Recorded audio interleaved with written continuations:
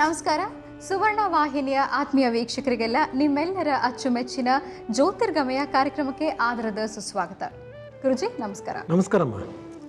ಕಾರ್ಯಕ್ರಮಕ್ಕೆ ಸ್ವಾಗತ ತಮಗೆ.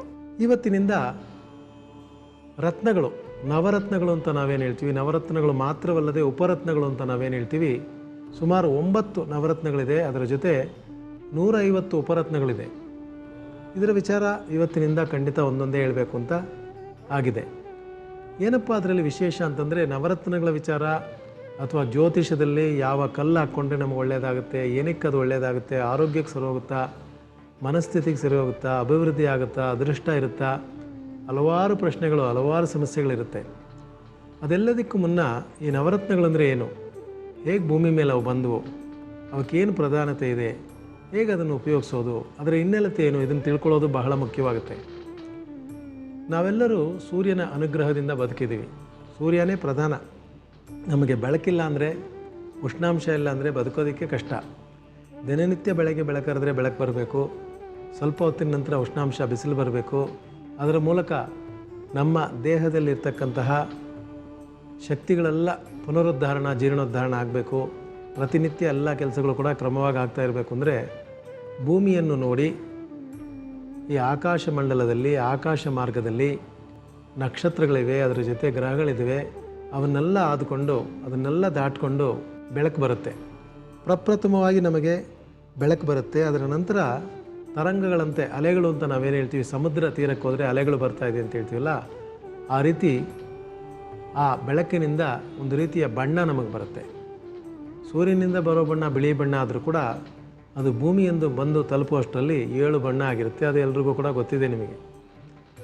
7 ಬಣ್ಣ ಸೇರಿ ಬಿಳಿಯ ಬಣ್ಣವಾಯಿತು ಅಂತ ಹಾಡುಗಳೆಲ್ಲ ಕೂಡ ಬರೆದುಬಿಟ್ಟಿದ್ದಾರೆ.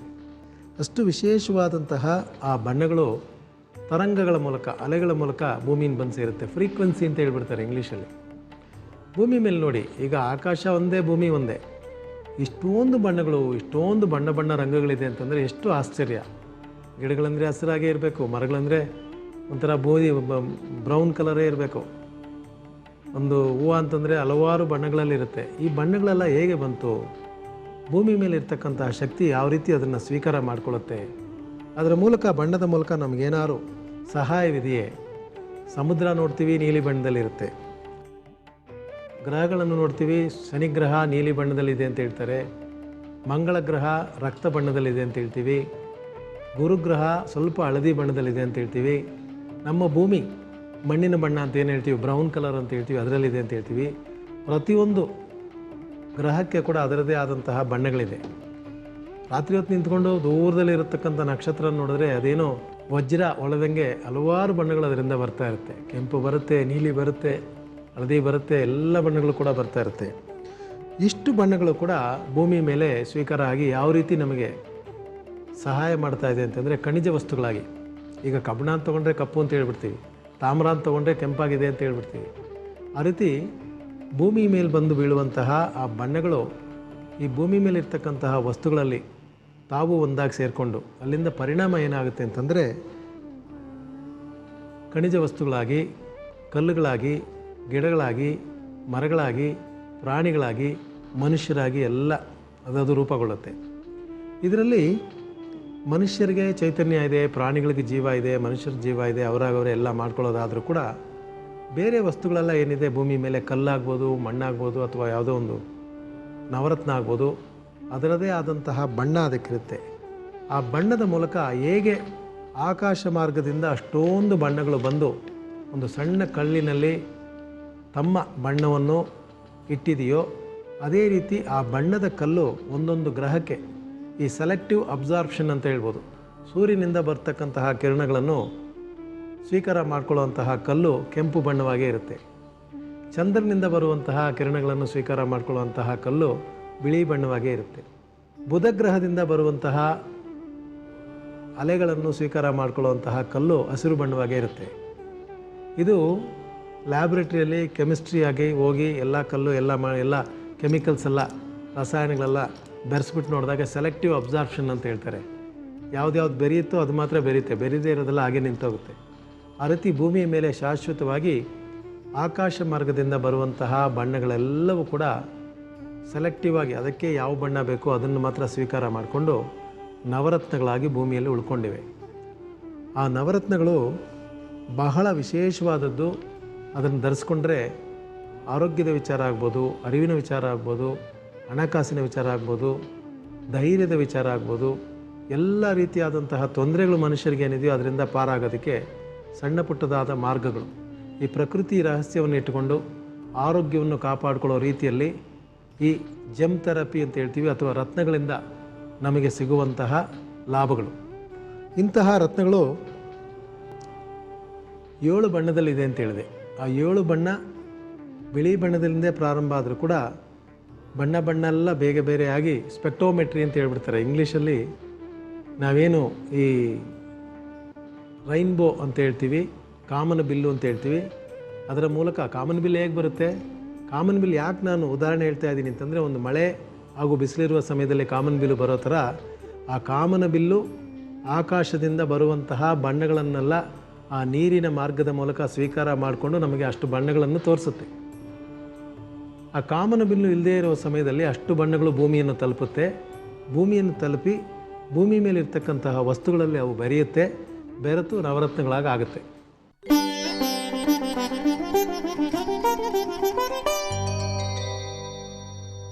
ಸಣ್ಣ ವಿರಾಮದ ನಂತರ ಮತ್ತೊಮ್ಮೆ ತಮ್ಮೆಲ್ಲರಿಗೂ ಜ್ಯೋತಿರ್ಗಮಯ ಕಾರ್ಯಕ್ರಮಕ್ಕೆ ಆತ್ಮೀಯ ಸ್ವಾಗತ. ಈಗ ದೋಷ ಪರಿಹಾರ ವಿಭಾಗ. ವೀಕ್ಷಕರೇ, ಈ ವಿಭಾಗದಲ್ಲಿ ಕಳೆದ ಸಂಚಿಕೆಯಲ್ಲಿ ಗುರುಜಿಯವರು ಶುಕ್ರ ಗ್ರಹದಿಂದ ಆಗುವಂತಹ ದೋಷಗಳು ಯಾವುದು, ಅದಕ್ಕಿರುವ ಸುಲಭ ಪರಿಹಾರ ಏನು ಹೇಳ್ತಾ ಇದ್ರು. ಅದನ್ನು ಇವತ್ತು ಕೂಡ ಮುಂದುವರಿಸೋಣ. ಜೊತೆಗೆ ಮನೆಮದ್ದಾಗಿ ಮೆಂತ್ಯ ಸೊಪ್ಪಿನಿಂದ ಆಗುವ ಉಪಯೋಗ ಏನು ಕೇಳೋಣ. ಸಾಮಾನ್ಯವಾಗಿ ಎಲ್ಲ ಕಡೆ ಇವಾಗ ಸಿಗ್ನಲ್ ಎಲ್ಲ ಕೂಡ ಮೆಂತ್ಯ ಸೊಪ್ಪು ಮಾರಕ್ಕೆ ಶುರು ಮಾಡಿಬಿಟ್ಟಿದ್ದಾರೆ. ಎಷ್ಟು ವಿಶೇಷ ಅಂದರೆ ಔಷಧೀಯ ಗುಣಗಳು ಬಹಳ ಇದೆ ಮೆಂತ್ಯ ಸೊಪ್ಪಿನಲ್ಲಿ. ಮೆಂತ್ಯ ಸೊಪ್ಪು ಜೀರ್ಣಕೋಶಕ್ಕೆ ಬಹಳ ಒಳ್ಳೆಯದು. ದಿನನಿತ್ಯ ನನಗೆ ಊಟನೇ ಇಷ್ಟ ಆಗ್ತಾಯಿಲ್ಲ, ಹೊಟ್ಟೆ ಹಸಿವಾಗುತ್ತೆ, ತಿನ್ನೋಕ್ಕಾಗಲ್ಲ ಅನ್ನೋರು ಕೂಡ ಮೆಂತ್ಯ ಸೊಪ್ಪು ಸಾರು ಮಾಡ್ಕೊಂಡು ತಿನ್ನಿ, ಅಥವಾ ಅದರ ಸೂಪ್ ಮಾಡ್ಕೊಂಡು ಕುಡಿದು ನೋಡಿ. ಒಂದು 3 ದಿನ 4 ದಿನ ಕುಡಿಯೋಷ್ಟರಲ್ಲಿ ಏನು ಕೊಟ್ಟರು ತಿನ್ಬಿಡ್ತೀನಿ, ಅಷ್ಟು ಹೊಟ್ಟೆ ಹಸಿವಾಗ್ತಾ ಇದೆ ಅಂತ ಹೇಳುವಂತಹ ಹೊಟ್ಟೆ ಹಸಿವನ್ನು ಅದು ಉಂಟು ಮಾಡುತ್ತೆ ಅಂತ ಕೂಡ ಹೇಳ್ಬೋದು.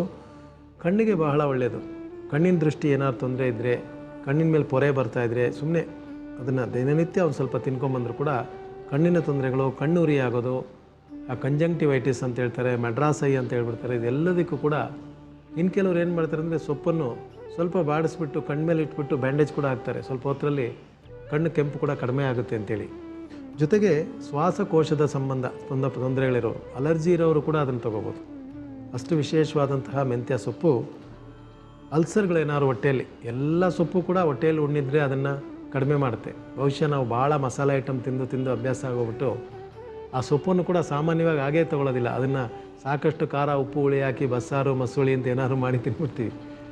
ಹಾಗೆ ಸಹಜವಾಗಿ ಎಲ್ಲೋ ತಿಂಗಳಿಗೊಂದ್ಸಲ ತಿಂದರೂ ಕೂಡ ಸಹಜವಾಗಿ ಅದನ್ನು ಬೇಯಿಸಿ ಒಂದಷ್ಟು ಉಪ್ಪು ಹಾಕಿ ದಿನನಿತ್ಯ ತೊಗೊಂಡ್ರು ಕೂಡ ಎಂತಹ ಹೊಟ್ಟೆ ಉಣ್ಣಿರಲಿ ಅದು ಖಂಡಿತ ಕಡಿಮೆ ಆಗುತ್ತೆ ಅಂತ ಹೇಳ್ತೀವಿ. ಕೆಲವರಿಗೆ ಮಲಮೂತ್ರ ವಿಸರ್ಜನೆ ಮಾಡಿದಾಗ ಉರಿ ಆಗುತ್ತೆ, ಬಹಳ ಉರಿ ಇದೆ ಮೂತ್ರ ವಿಸರ್ಜನೆ ಮಾಡಿದಾಗ, ಮಲ ವಿಸರ್ಜನೆ ಮಾಡಿದಾಗ. ಅಂದರೆ ಈ ಮೆಂತ್ಯ ಸೊಪ್ಪನ್ನು ದಿನನಿತ್ಯ ಒಂದಷ್ಟು ಪಲ್ಯ ಥರನೋ ಏನಾದ್ರು ಹಾಗೆ ತೊಗೊಂಡ್ರೆ ಪರಿಪೂರ್ಣವಾಗಿ ಆ ಮಲಮೂತ್ರ ವಿಸರ್ಜನೆ ಸಮಯದಲ್ಲಿ ಬರುವಂತಹ ಉರಿ ಕಡಿಮೆ ಆಗುತ್ತೆ ಅಂತ ಹೇಳ್ತೀವಿ. ಜಾಯಿಂಟ್ ಪೈನ್ ಇರ್ತಕ್ಕಂಥವ್ರು ಖಂಡಿತ ತೊಗೋಬೋದು. ಡಯಾಬಿಟಿಕ್ಸ್ ಇರ್ತಕ್ಕಂಥವ್ರು 48 ದಿವಸ ಮೆಂತ್ಯ ಸೊಪ್ಪು ದಿನನಿತ್ಯ ತಿನ್ಕೊಂಬಂದರೆ ಡಯಾಬಿಟಿಕ್ ಶುಗರ್ ಲೆವೆಲ್ ಕಡಿಮೆ ಆಗುತ್ತೆ, ಆರೋಗ್ಯದಲ್ಲಿ ಪರಿಪೂರ್ಣವಾದಂತಹ ಅಭಿವೃದ್ಧಿ ಕೂಡ ಆಗುತ್ತೆ.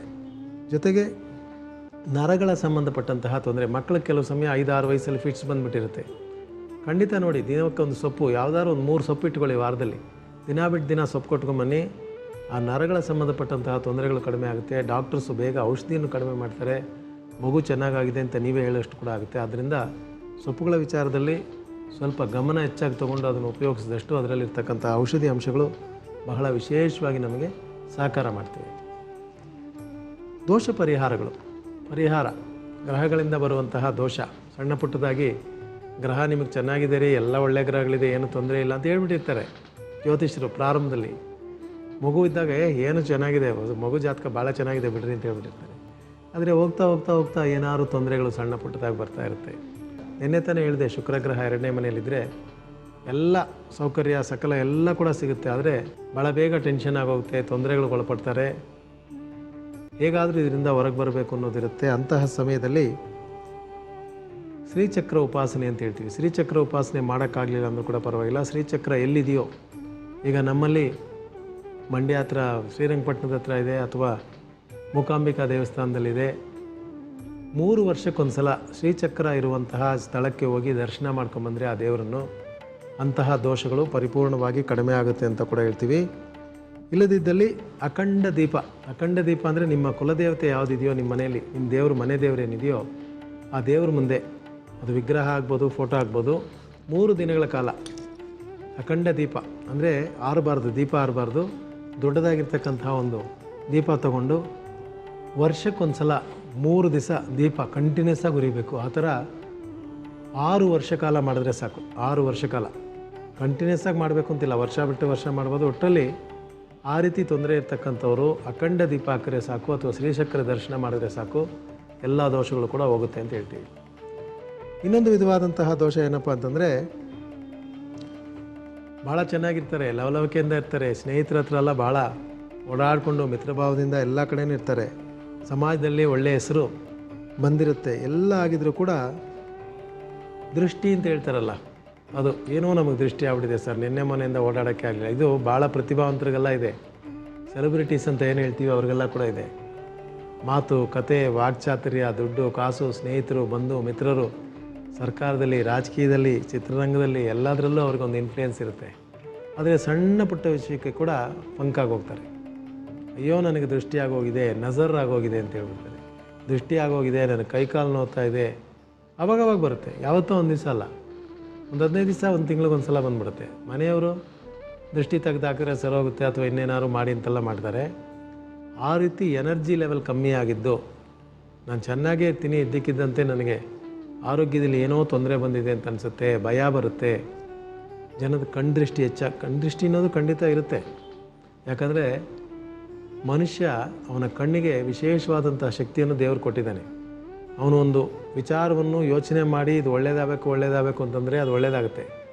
ಆ ಕಣ್ಣಿನಿಂದ ನೋಡಿ ಇದು ಕೆಟ್ಟದಾಗಬೇಕು ಅಂದರೆ ಖಂಡಿತ ಕೆಟ್ಟದಾಗೋದಕ್ಕೆ ಸಾಧ್ಯ ಇದೆ. ಇದನ್ನು ಸೈನ್ಸ್ ಕೂಡ ಪ್ರೂವ್ ಮಾಡಿ ತೋರಿಸಿದ್ದಾರೆ. 2 ಬ್ಯಾಕ್ಟೀರಿಯಾಸ್, ಜೀವಾಣುಗಳು ಅಂತ ನಾವೇನು ಹೇಳ್ತೀವಿ, ಅದನ್ನು ಇಟ್ಬಿಟ್ಟು ಒಂದ್ರ ಮುಂದೆ ನಿಂತ್ಕೊಂಡು ನೀನು ಬೆಳೀಲಿ, ಚೆನ್ನಾಗಿರಲಿ ಅಂತ ಒಬ್ಬ ವಿಜ್ಞಾನಿ ಹೇಳಿದಂತೆ, ಅದು ಚೆನ್ನಾಗಿ ಬೆಳೀತಂತೆ. ಇನ್ನೊಂದ್ರ ಮುಂದೆ ನಿಂತ್ಕೊಂಡು ಅದನ್ನು ನೋಡಿ ನೀನು ಹಾಳಾಗು ಅಂತ ಹೇಳ್ತಾ ಇದ್ರೆ ಅದು ಹಾಳಾಯ್ತಂತೆ.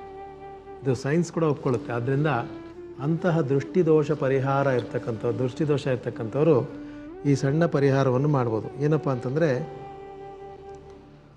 ಖಂಡಿತ ರಾಮ ಲಕ್ಷ್ಮಣ ಸೀತೆ ಇರ್ತಕ್ಕಂಥ ದೇವಸ್ಥಾನಕ್ಕೆ ಅವಾಗವಾಗ ಹೋಗಿ ಬಂದ್ರೇ ಸಾಕು, ಬೇರೆ ದೇವರುಗಳಿಗೆಲ್ಲ. ಯಾಕಂದರೆ ರಾಮನಿಗೆ ಏನೇ ದೃಷ್ಟಿ ಇದ್ದರೂ ಕೂಡ, ಅಷ್ಟು ಸುಂದರ ಪುರುಷನಾದರೂ ಕೂಡ ಅವನ ದೃಷ್ಟಿಗಳೆಲ್ಲವೂ ಕೂಡ ಅವನ ಅಷ್ಟೋತ್ರದಿಂದ ಹೋಗುತ್ತೆ ಅಂತ ಹೇಳ್ತೀವಿ. ರಾಮ ದೇವಸ್ಥಾನಗಳಲ್ಲಿ ಅಷ್ಟೋತ್ರ ಯಾಕೆ ಹೇಳ್ತಾರೆ ಹೇಳಿ? ಆ ದೇವತೆಗಳಿಗೆ ಹಲವಾರು ಜನ ಬಂದಪ್ಪ ದೇವರು ಎಷ್ಟು ಚೆನ್ನಾಗಿದ್ದಾನೆ, ಎಷ್ಟು ಚೆನ್ನಾಗಿ ಒಡವೆ ಹಾಕಿದ್ದಾರೆ, ಎಷ್ಟು ಚೆನ್ನಾಗಿ ಕಿರೀಟ ಇದೆ ಅಂತೆಲ್ಲ ಕಣ್ಣಾಗ್ತೀವಲ್ಲ, ಆ ದೃಷ್ಟಿಯೆಲ್ಲ ಹೋಗೋದಕ್ಕೆ ಕೂಡ ಅಷ್ಟೋತ್ರ ಹೇಳೋದೇನೆ. ಆ ರಾಮನಾಮ ಅಷ್ಟೋತ್ರವನ್ನು ಆ ದೇವಸ್ಥಾನದಲ್ಲಿ ಹೇಳಿಸ್ಕೊಂಬಂದರೂ ಕೂಡ ಸಾಕು, ಖಂಡಿತ ಅವರಿಗೆ ಆ ದೃಷ್ಟಿಯಿಂದ ದೂರ ಆಗುತ್ತೆ ಅಂತ ಕೂಡ ಹೇಳ್ತೀವಿ. ಅದಕ್ಕಿಂತ ಸುಲಭವಾದಂತಹ ಒಂದು ಪರಿಹಾರ ಉಪ್ಪು ನೀರಲ್ಲಿ ಸ್ನಾನ ಮಾಡೋದು. ಸಮುದ್ರ ನಿಮ್ಮೂರಲ್ಲಿ ಅಕ್ಕಪಕ್ಕ ಇದ್ದರೆ ಪೌರ್ಣಮಿ ದಿವಸ ಅಥವಾ ಅಮಾವಾಸ್ಯೆ ದಿವಸ ಹೋಗಿ ಸ್ನಾನ ಮಾಡ್ಕೊಂಬನ್ನಿ. ಒಂದು ವೇಳೆ ನಿಮ್ಮ ಊರಿನಲ್ಲಿ ಸಮುದ್ರ ಇಲ್ಲ, ನೀವು ಸ್ನಾನ ಮಾಡೋ ನೀರಿಗೆ ಒಂದಷ್ಟು ಕಲ್ಲುಪ್ಪು ಹಾಕಿ ಅದನ್ನು ಕಲಸಿ ಕೂತ್ಕೊಳ್ಳಿ, ನೀರು ತಲೆ ಮೇಲಿಂದ ಸುರ್ಕೊಳ್ಳಿ, ಸ್ವಲ್ಪ ಹೊತ್ತು ಕೂತಿರಿ, ನೀರೆಲ್ಲ ಸೋರೋದ್ಮೇಲೆ ಒಳ್ಳೆಯ ನೀರಲ್ಲಿ ಸ್ನಾನ ಮಾಡ್ಕೊಳ್ಳಿ. ಅಷ್ಟೇ. ರಾಮ ದರ್ಶನ, ರಾಮ ಸೀತಾ ಲಕ್ಷ್ಮಣ ದರ್ಶನ, ಉಪ್ಪು ನೀರಿನಲ್ಲಿ ಸ್ನಾನ ಎಷ್ಟು ದಿವಸಕ್ಕೊಂದು ಸಲ, ತಿಂಗಳಿಗೊಂದು ಸಲ ಮಾಡಿದ್ರು ಕೂಡ ಸಾಕು. ಕೆಲವ್ರು ಕೇಳ್ತಾರೆ ಉಪ್ಪು ನೀರು ಬಿದ್ದರೆ ತಲೆ ಕೂದಲೆಲ್ಲ ಬಿಳಿ ಆಗೋದಿಲ್ವ ಅಂತೇಳಿ. ಖಂಡಿತ ಇಲ್ಲ. ಸಮುದ್ರ ಸ್ನಾನ ಮಾಡಿದ್ರೆ ಆಗುತ್ತಾ? ಉಪ್ಪಿಲ್ಲದೆ ಇರ್ತಕ್ಕಂಥ ವಸ್ತುನೇ ಇಲ್ಲ. ಅದರಿಂದ ಉಪ್ಪು ನೀರಿನ ಸ್ನಾನ, ರಾಮನಾಮ ಸ್ತೋತ್ರ ಅಥವಾ ಅಷ್ಟೋತ್ರ ಹೇಳಿದ್ರೆ ಎಂಥ ಕಣ್ದೃಷ್ಟಿ ಇರಲಿ, ಎಂಥ ದೋಷವಿರಲಿ ಹೋಗುತ್ತದೆ, ತೊಂದರೆ ಇಲ್ಲದೆ ಹೋಗುತ್ತೆ. ಯಾಕಂದರೆ ಇದು ದೇವತಾ ಸಂಬಂಧಪಟ್ಟಂಥ ವಿಚಾರ. ಮನೆಗಳಲ್ಲಿ ದೃಷ್ಟಿ ತೆಗಿತಾರೆ, ಪರ್ಕೆ ಕಡ್ಡಿ ಹಚ್ತಾರೆ, ಅಥವಾ ಮೆಣಸಿನ್ಕಾಯಿ ಉಪ್ಪೆತ್ತಾಕ್ತಾರೆ, ಇದೆಲ್ಲ ಬೇರೆ ವಿಚಾರ, ಸಣ್ಣ ಮಕ್ಳಿಗೆ ಮಾಡ್ಬೋದು. ದೊಡ್ಡವ್ರಿಗೆ ಆ ರೀತಿ ಏನಾದ್ರು ಭಾವನೆ ಇದ್ದರೆ, ಬೇರೆಯವ್ರು ನೋಡೋದ್ರಿಂದ, ಬೇರೆಯವ್ರ ಕಣ್ಣಿನಿಂದ ನನಗೆ ತೊಂದರೆ ಆಯಿತು ಅಂತ ಅಂದ್ಕೊಂಡ್ರೆ, ಈ ರೀತಿ ಸಣ್ಣದಾದಂತಹ ಪರಿಹಾರ ಮಾಡಿದ್ರೂ ಕೂಡ ಖಂಡಿತ ಒಳ್ಳೆಯದಾಗುತ್ತೆ ಅಂತ ಕೂಡ ಹೇಳ್ತೀವಿ. ರಂಗನಾಥ ಸ್ವಾಮಿ ದೇವಸ್ಥಾನ ಎಲ್ಲರಿದ್ದರೆ ತಪ್ಪದೆ ಹೋಗಿ ಬಂದರೂ ಕೂಡ ಆ ಗ್ರಹದ ಶುಕ್ರ ಪ್ರೀತಿ ಮಾಡದಂತೆ ಆಗುತ್ತೆ, ಪರಿಪೂರ್ಣವಾದಂತಹ ಫಲಾಫಲಗಳು ಸಿಗುತ್ತೆ ಅಂತ ಕೂಡ ಹೇಳ್ತೀವಿ.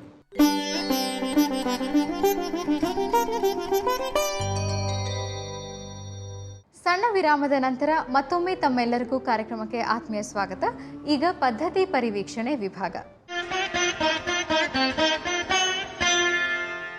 ಬನ್ನಿ ವೀಕ್ಷಕರೇ, ಇವತ್ತು ಕೂಡ ಗುರುಜಿಯವರಿಂದ ಚಾಣಕ್ಯನ ಇನ್ನಷ್ಟು ನೀತಿ ವಿಚಾರಗಳನ್ನು ತಿಳ್ಕೊಳ್ಳೋಣ. ಗುರುಜಿ, ಇವತ್ತಾನೆ ನವರತ್ನಗಳ ವಿಚಾರ ಹೇಳಬೇಕು ಅಂತ ಹೊರಟಿದ್ದೀವಿ. ನವರತ್ನಗಳು ಖಂಡಿತ ಜ್ಯೋತಿಷ ರೀತಿಯಾಗಿ ಮನುಷ್ಯರಿಗೆ ಒಳ್ಳೆಯದು ಮಾಡಿದ್ರು ಕೂಡ ಚಾಣಕ್ಯನ ಪ್ರಕಾರ ಭೂಮಿ ಮೇಲೆ ಇರ್ತಕ್ಕಂತಹ ರತ್ನಗಳು ಬಹಳ ವಿಶೇಷವಾದಂತಹ ರತ್ನಗಳು 3 ಅಂತ ಹೇಳ್ತಾನೆ.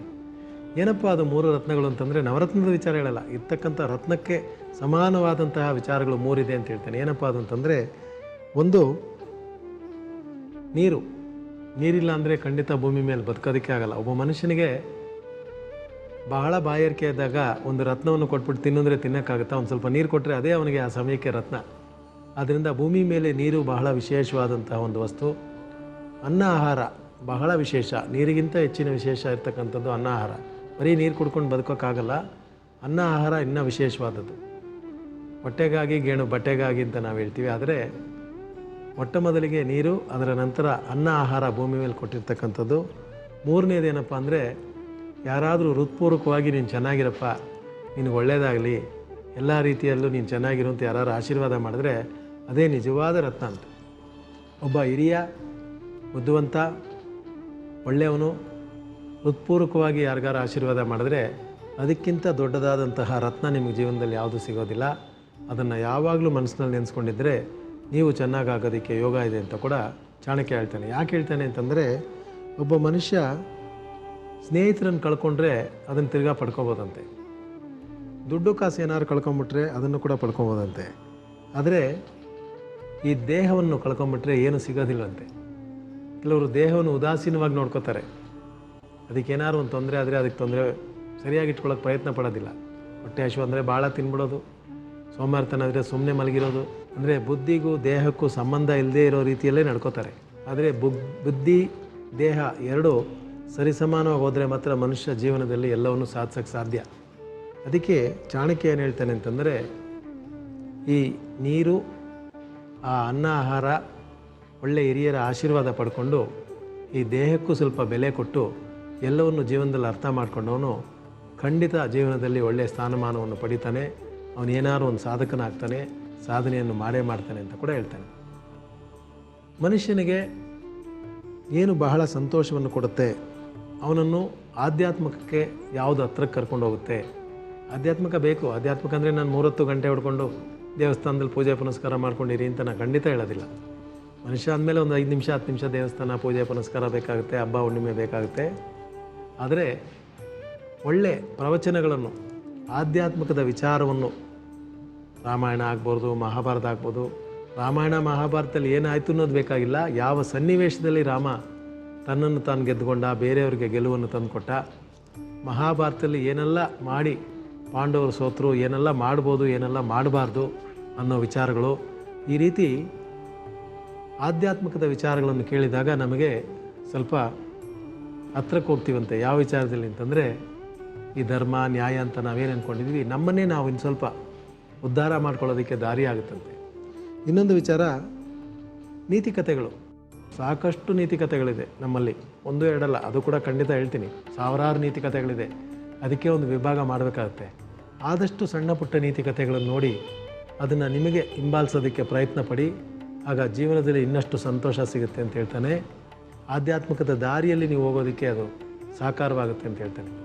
ಇದು ಯಾವುದೂ ಇಲ್ವಾ, ಮಶಾನಕ್ಕಾರು ಹೋಗ್ಬಿಟ್ಟು ಬನ್ನಿ ಅಂತಾನೆ. ಮಶಾನಕ್ಕೆ ಹೋಗಿ, ಅಥವಾ ಯಾರು ಸುಡುಗಾಡು ಅಂತ ಏನು ಹೇಳ್ತೀವಿ, ಕ್ರಿಮೇಷನ್ ಗ್ರೌಂಡ್ ಅಂತ ಏನು ಹೇಳ್ತೀವಿ, ರುದ್ರಭೂಮಿ ಅಂತ ಏನು ಹೇಳ್ತೀವಿ, ಅಲ್ಲಿಗೆ ಒಂದು 6 ತಿಂಗಳಿಗೆ ಒಂದು ಸಲ ಹೋಗಿ ಬನ್ನಿ. ವೈರಾಗ್ಯ ಬರುತ್ತೆ, ಆಧ್ಯಾತ್ಮಿಕದಲ್ಲಿ ನಿಮಗೆ ನಿಜವಾಗ್ಲೂ ನಂಬಿಕೆ ಬರುತ್ತೆ. ಮುಂದಕ್ಕೆ ಎಲ್ಲವನ್ನು ಕೂಡ ಸರಿಯಾಗಿ ನಡೆಸ್ಕೊಂಡು ಹೋಗುವಂತಹ ಯೋಗ ಇದೆ ಅಂತ ನೋಡಿ. ಮಾತ್ರೆ ಕೊಡ್ತಾನೆ, ಔಷಧಿ ಕೊಡ್ತಾನೆ, ಇಲ್ಲಾಂದರೆ ಇಂಜೆಕ್ಷನ್ ಕೊಡ್ತಾನೆ ಚಾಣಕ್ಯ. ಆ ರೀತಿ ಎಲ್ಲದರಲ್ಲೂ ಅಷ್ಟೇ, ಸಣ್ಣದಾಗಿ ಒಂದು ಔಷಧಿ ಕೊಡ್ತಾನೆ, ಇಲ್ಲ ಮಾತ್ರೆ ಕೊಡ್ತಾನೆ, ದೊಡ್ಡ ಇಂಜೆಕ್ಷನ್ ಕೊಡ್ತಾನೆ ಮಾಡಿ ಅಂತೇಳಿ. ಮನಸ್ಸನ್ನು ಸ್ಥಿರಗೊಳಿಸುವಂತಹ, ಮನಸ್ಸನ್ನು ಏಕಾಗ್ರತೆಗೊಳಿಸುವಂತಹ ಕೆಲಸ ಯಾವುದೇ ಆದರೂ ಕೂಡ ಅದು ತಕ್ಷಣಕ್ಕೆ ಮಾಡಿ. ಅದರಿಂದ ನಿಮಗೆ ಮಾತ್ರ ಅಲ್ಲ, ನಿಮ್ಮನ್ನು ಸುತ್ತಮುತ್ತ ಇರೋರಿಗೆ ಕೂಡ ಬಹಳ ಒಳ್ಳೆಯದಾಗುತ್ತೆ ಅಂತ ಹೇಳ್ತಾನೆ. ಕೆಲವೊಮ್ಮೆ ಯಾರೋ ನಮಗೆ ಗುರುಗಳು ಹಿರಿಯರು ಭಾಳ ದೂರದಲ್ಲಿದ್ದಾರೆ, ಅವ್ರ ಆಶೀರ್ವಾದ ಮಾಡಬೇಕು ಅಂತ ನಾವು ಕೇಳ್ಕೊತೀವಿ, ಲೆಟ್ರ್ ಹಾಕ್ತೀವಿ, ಫೋನಲ್ಲಿ ಮಾಡ್ತೀವಿ. ಇದೆಲ್ಲ ನಿಜಕ್ಕೂ ಕೆಲಸ ಮಾಡುತ್ತಾ? ಚಾಣಕ್ಯನ ಕಾಲದಲ್ಲೇ ಇದಿತ್ತು ಅಂತ ಅನಿಸುತ್ತೆ. ಅವನು ಹೇಳ್ತಾನೆ, ಹತ್ರದಲ್ಲಿರೋರು ಆಶೀರ್ವಾದ ಮಾಡಿದ್ರು ಅಂತ ನಿಮಗೆ ಅನುಗ್ರಹ ಆಗೋದಿಲ್ಲ. ಹತ್ರದಲ್ಲೇ ಇರಲಿ, ದೂರದಲ್ಲೇ ಇದ್ರಿ, ಎಲ್ಲೇ ಇರಲಿ, ಹಿರಿಯರು ದೊಡ್ಡವರು ನಿಮಗೆ ಪರಿಪೂರ್ಣವಾಗಿ ಆಶೀರ್ವಾದ ಮಾಡಿದ್ರೆ ಅದರ ತರಂಗಗಳು ನಿಮಗೆ ಖಂಡಿತ ತಲುಪುತ್ತೆ, ಮುಟ್ಟುತ್ತೆ. ಅದರಿಂದ ನಿಮಗೆ ಒಳ್ಳೆಯದಾಗುತ್ತೆ. ಆದ್ದರಿಂದ ಎಂದರೋ ಮಹಾನುಭಾವಲು ಅಂದರಿಕಿನ ವಂದನಮು ಅಂತ ಹೇಳಿದ್ದಾರೆ. ಆ ರೀತಿ ಯಾವ ದಿಕ್ಕಿನಲ್ಲಿದ್ದಾರೋ, ಎಲ್ಲಿದ್ದಾರೋ ದೊಡ್ಡವರು ಹಿರಿಯರು, ನೀವು ಎಲ್ಲೇ ಇದ್ದರೂ ಕೂಡ ಅಂಥವ್ರನ್ನು ನೆನೆಸ್ಕೊಳ್ಳಿ. ಖಂಡಿತ ನಿಮ್ಮ ಜೀವನದಲ್ಲಿ ಪರಿಣಾಮಗಳು ಬೇರೆ ಬೇರೆ ಆಗುತ್ತೆ, ಒಳ್ಳೆಯತನ ಬಿತ್ತನೆ ಆಗುತ್ತೆ. ಅದರ ಮೂಲಕ ನಿಮಗೆ ಸಕಲ ಸೌಭಾಗ್ಯಗಳು ಕೂಡ ಉಂಟಾಗುತ್ತೆ ಅಂತ ಹೇಳ್ತಾನೆ. ಯಾಕೆ ಇವನು ಆಧ್ಯಾತ್ಮಿಕದ ಪ್ರಚಾರ ಮಾಡೋನಲ್ಲ, ಸಾಮಾನ್ಯವಾಗಿ ಮನುಷ್ಯರು ಆ ದೇವಸ್ಥಾನಕ್ಕೆ ಹೋಗಿ ಅಲ್ಲೇ ಮುಖ ಬಂದ್ರೇ ಒಳ್ಳೆಯದಾಗಿ, ಇಲ್ಲಿಂದ ನಿಂತ್ಕೊಂಡು ಜಾಗದಲ್ಲೇ ಖಂಡಿತ ಮಾಡ್ಬೋದು. ಆದರೆ ಅದು ಮಾಡೋದಕ್ಕೆ ಒಂದು ಮನೋಭಾವನೆ ಬೇಕು, ಏಕಾಗ್ರತೆ ಬೇಕು, ನಂಬಿಕೆ ಬೇಕು. ಆ ನಂಬಿಕೆ, ಏಕಾಗ್ರತೆ, ಮನೋಭಾವನೆ ಇರೋರು ನಿಂತಿದ್ದ ಜಾಗದಲ್ಲೇ ಮಹಾನುಭಾವರ, ಹಿರಿಯರ, ದೇವತೆಗಳ ಅನುಗ್ರಹವನ್ನು ಖಂಡಿತ ಪಡಿಬೋದು ಅಂತ ಹೇಳ್ತೀವಿ. ಬಹುಶಃ ಈಗಿನ ಕಾಲದಲ್ಲಿ ನಮ್ಗೆ ರೈನು, ಫ್ಲೈಟು, ಬಸ್ಸು, ಕಾರೆಲ್ಲ ಇದೆ, ಎಲ್ಲಂದ್ರಲ್ಲಿ ಹೋಗಿ ಬರ್ತೀವಿ. ಹಿಂದಿನ ಕಾಲದಲ್ಲಿ ಆಗೆಲ್ಲ ಇರಲಿಲ್ಲ. ಏನೋ ಕಿವಿ ಮಾತು, ಬಾಯಿ ಮಾತಲ್ಲಿ ದೇವಸ್ಥಾನಗಳ ವಿಚಾರಗಳು ಕೇಳಿರ್ತಾರೆ, ಇದ್ದಿದ್ದ ಜಾಗದಿಂದನೇ ಅದನ್ನು ಅನುಭವಿಸಿರ್ತಾರೆ, ಅದರ ಪರಿಪೂರ್ಣ ಅನುಗ್ರಹ ಪಡ್ಕೊಂಡಿರ್ತಾರೆ, ಮಹಾನುಭಾವರಾಗಿರ್ತಾರೆ. ಬಹುಶಃ ಈ ಟಿ ವಿ ಅಥವಾ ಸೆಲ್ ಫೋನ್ ನಮಗೆ ಎಲ್ಲಿಂದನೋ ಯಾರೋ ಮಾತಾಡೋದು ಆಕಾಶ ಮಾರ್ಗದಲ್ಲಿ ಬಂದಂಗೆ ಯಾಕೆ ಒಬ್ಬ ಮನುಷ್ಯನ ನಿಜವಾದ ಒಂದು ಆಶೀರ್ವಾದ ನಮ್ಮನ್ನು ಬಂದು ತಲುಪಬಾರ್ದು? ಆದ್ದರಿಂದ ಅದಕ್ಕೇ ಸರ್ವೇ ಜಗನೋ ಸುಖಿನೋ ಭವಂತು ಅಂತ ನಾವೇನು ಹೇಳ್ತೀವಿ ನಮ್ಮ ಸಂಪ್ರದಾಯದಲ್ಲಿ. ಬಹುಶಃ ಚಾಣಕ್ಯ ಕೂಡ ಹೇಳಿದ್ದಾನೆ, ಎಲ್ಲೇ ಹೋದರೂ, ಏನೇ ಮಾಡಿದ್ರು, ಯಾರದೇ ಮನೆಗೆ ಫಸ್ಟ್ ಟೈಮ್ ಹೋದರೂ, ಯಾವುದೇ ಗೃಹ ಪ್ರವೇಶಕ್ಕೆ ಹೋದರೂ, ಶುಭ ಕಾರ್ಯ ಪ್ರಯತ್ನಕ್ಕೆ ಹೋದರೂ ಕೂಡ ನೀವು ಬಾಯಿ ಬಿಟ್ಟು ಹೇಳಿಲ್ಲ ಅಂದರೂ ಕೂಡ ಪರವಾಗಿಲ್ಲ, ಮನಸ್ಸಾರೆ ಸರ್ವೇ ಜನೋ ಸುಖಿನೋ ಭವಂತು, ಲೋಕ ಸಮಸ್ತ ಸುಖಿನೋ ಭವಂತು ಅಂತ ಹೇಳಿ ಬನ್ನಿ. ಯಾಕೆ ಭೂಮಿ ಮೇಲೆ ಶಾಂತಿ ನೆಲೆ ನಿಲ್ಲೋದಿಲ್ಲ ಅಂತ ನೋಡ್ತೀನಿ ನಾನು ಅಂತಾನೆ. ಬಹುಶಃ ನಾವು ಯಾರೂ ಆ ಥರ ಹೇಳ್ತಾ ಇಲ್ಲ ಅನಿಸುತ್ತೆ.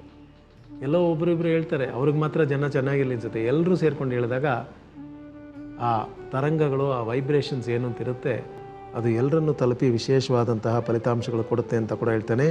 ಆದ್ದರಿಂದ ಮಾನಸಿಕವಾಗಿ ಮನುಷ್ಯ ಎಷ್ಟಕ್ಕೆಷ್ಟು ಉದ್ಧಾರ ಆಗ್ತಾನೋ ಅವನ ಸುತ್ತಮುತ್ತ ಪರಿಸರ ಕೂಡ ಅಷ್ಟೇ ಉದ್ಧಾರ ಆಗುತ್ತೆ ಅಂತ ಸೂಚಕವಾಗಿ ಚಾಣಕ್ಯ ಹೇಳಿದ್ದಾನೆ. ನಾಳೆ ವಿಚಾರದಲ್ಲಿ ಇನ್ನಷ್ಟು ವಿಚಾರಗಳನ್ನು ನೋಡೋಣ. ಧನ್ಯವಾದಗಳು ಗುರುಜಿ. ವೀಕ್ಷಕರೇ, ಈಗ ಒಂದು ವಿರಾಮದ ನಂತರ ಪರಮಾತ್ಮ ಪರಮಾರ್ಥ ವಿಭಾಗ.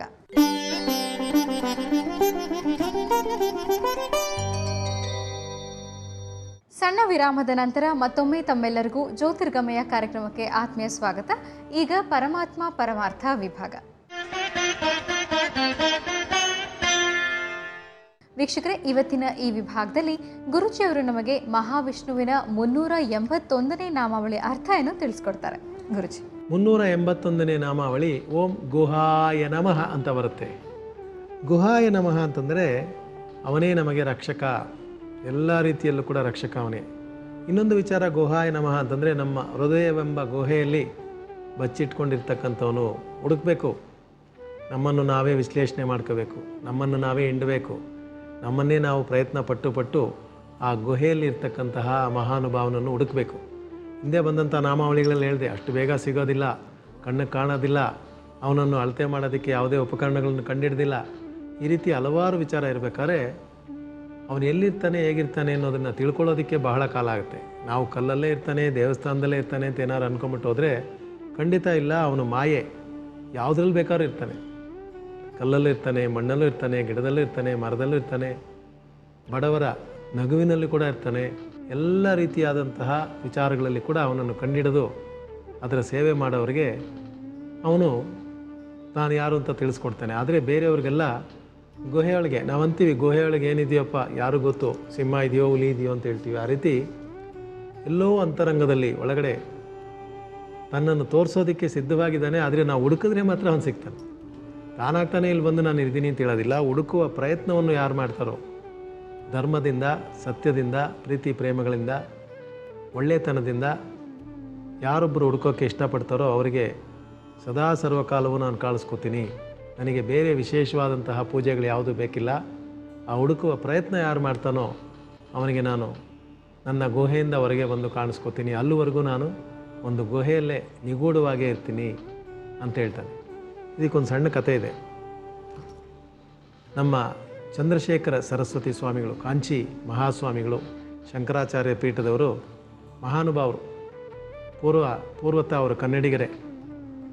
ಅವರು ಸುಮಾರು 101 ವರ್ಷ ಜೀವಂತವಾಗಿದ್ದರು.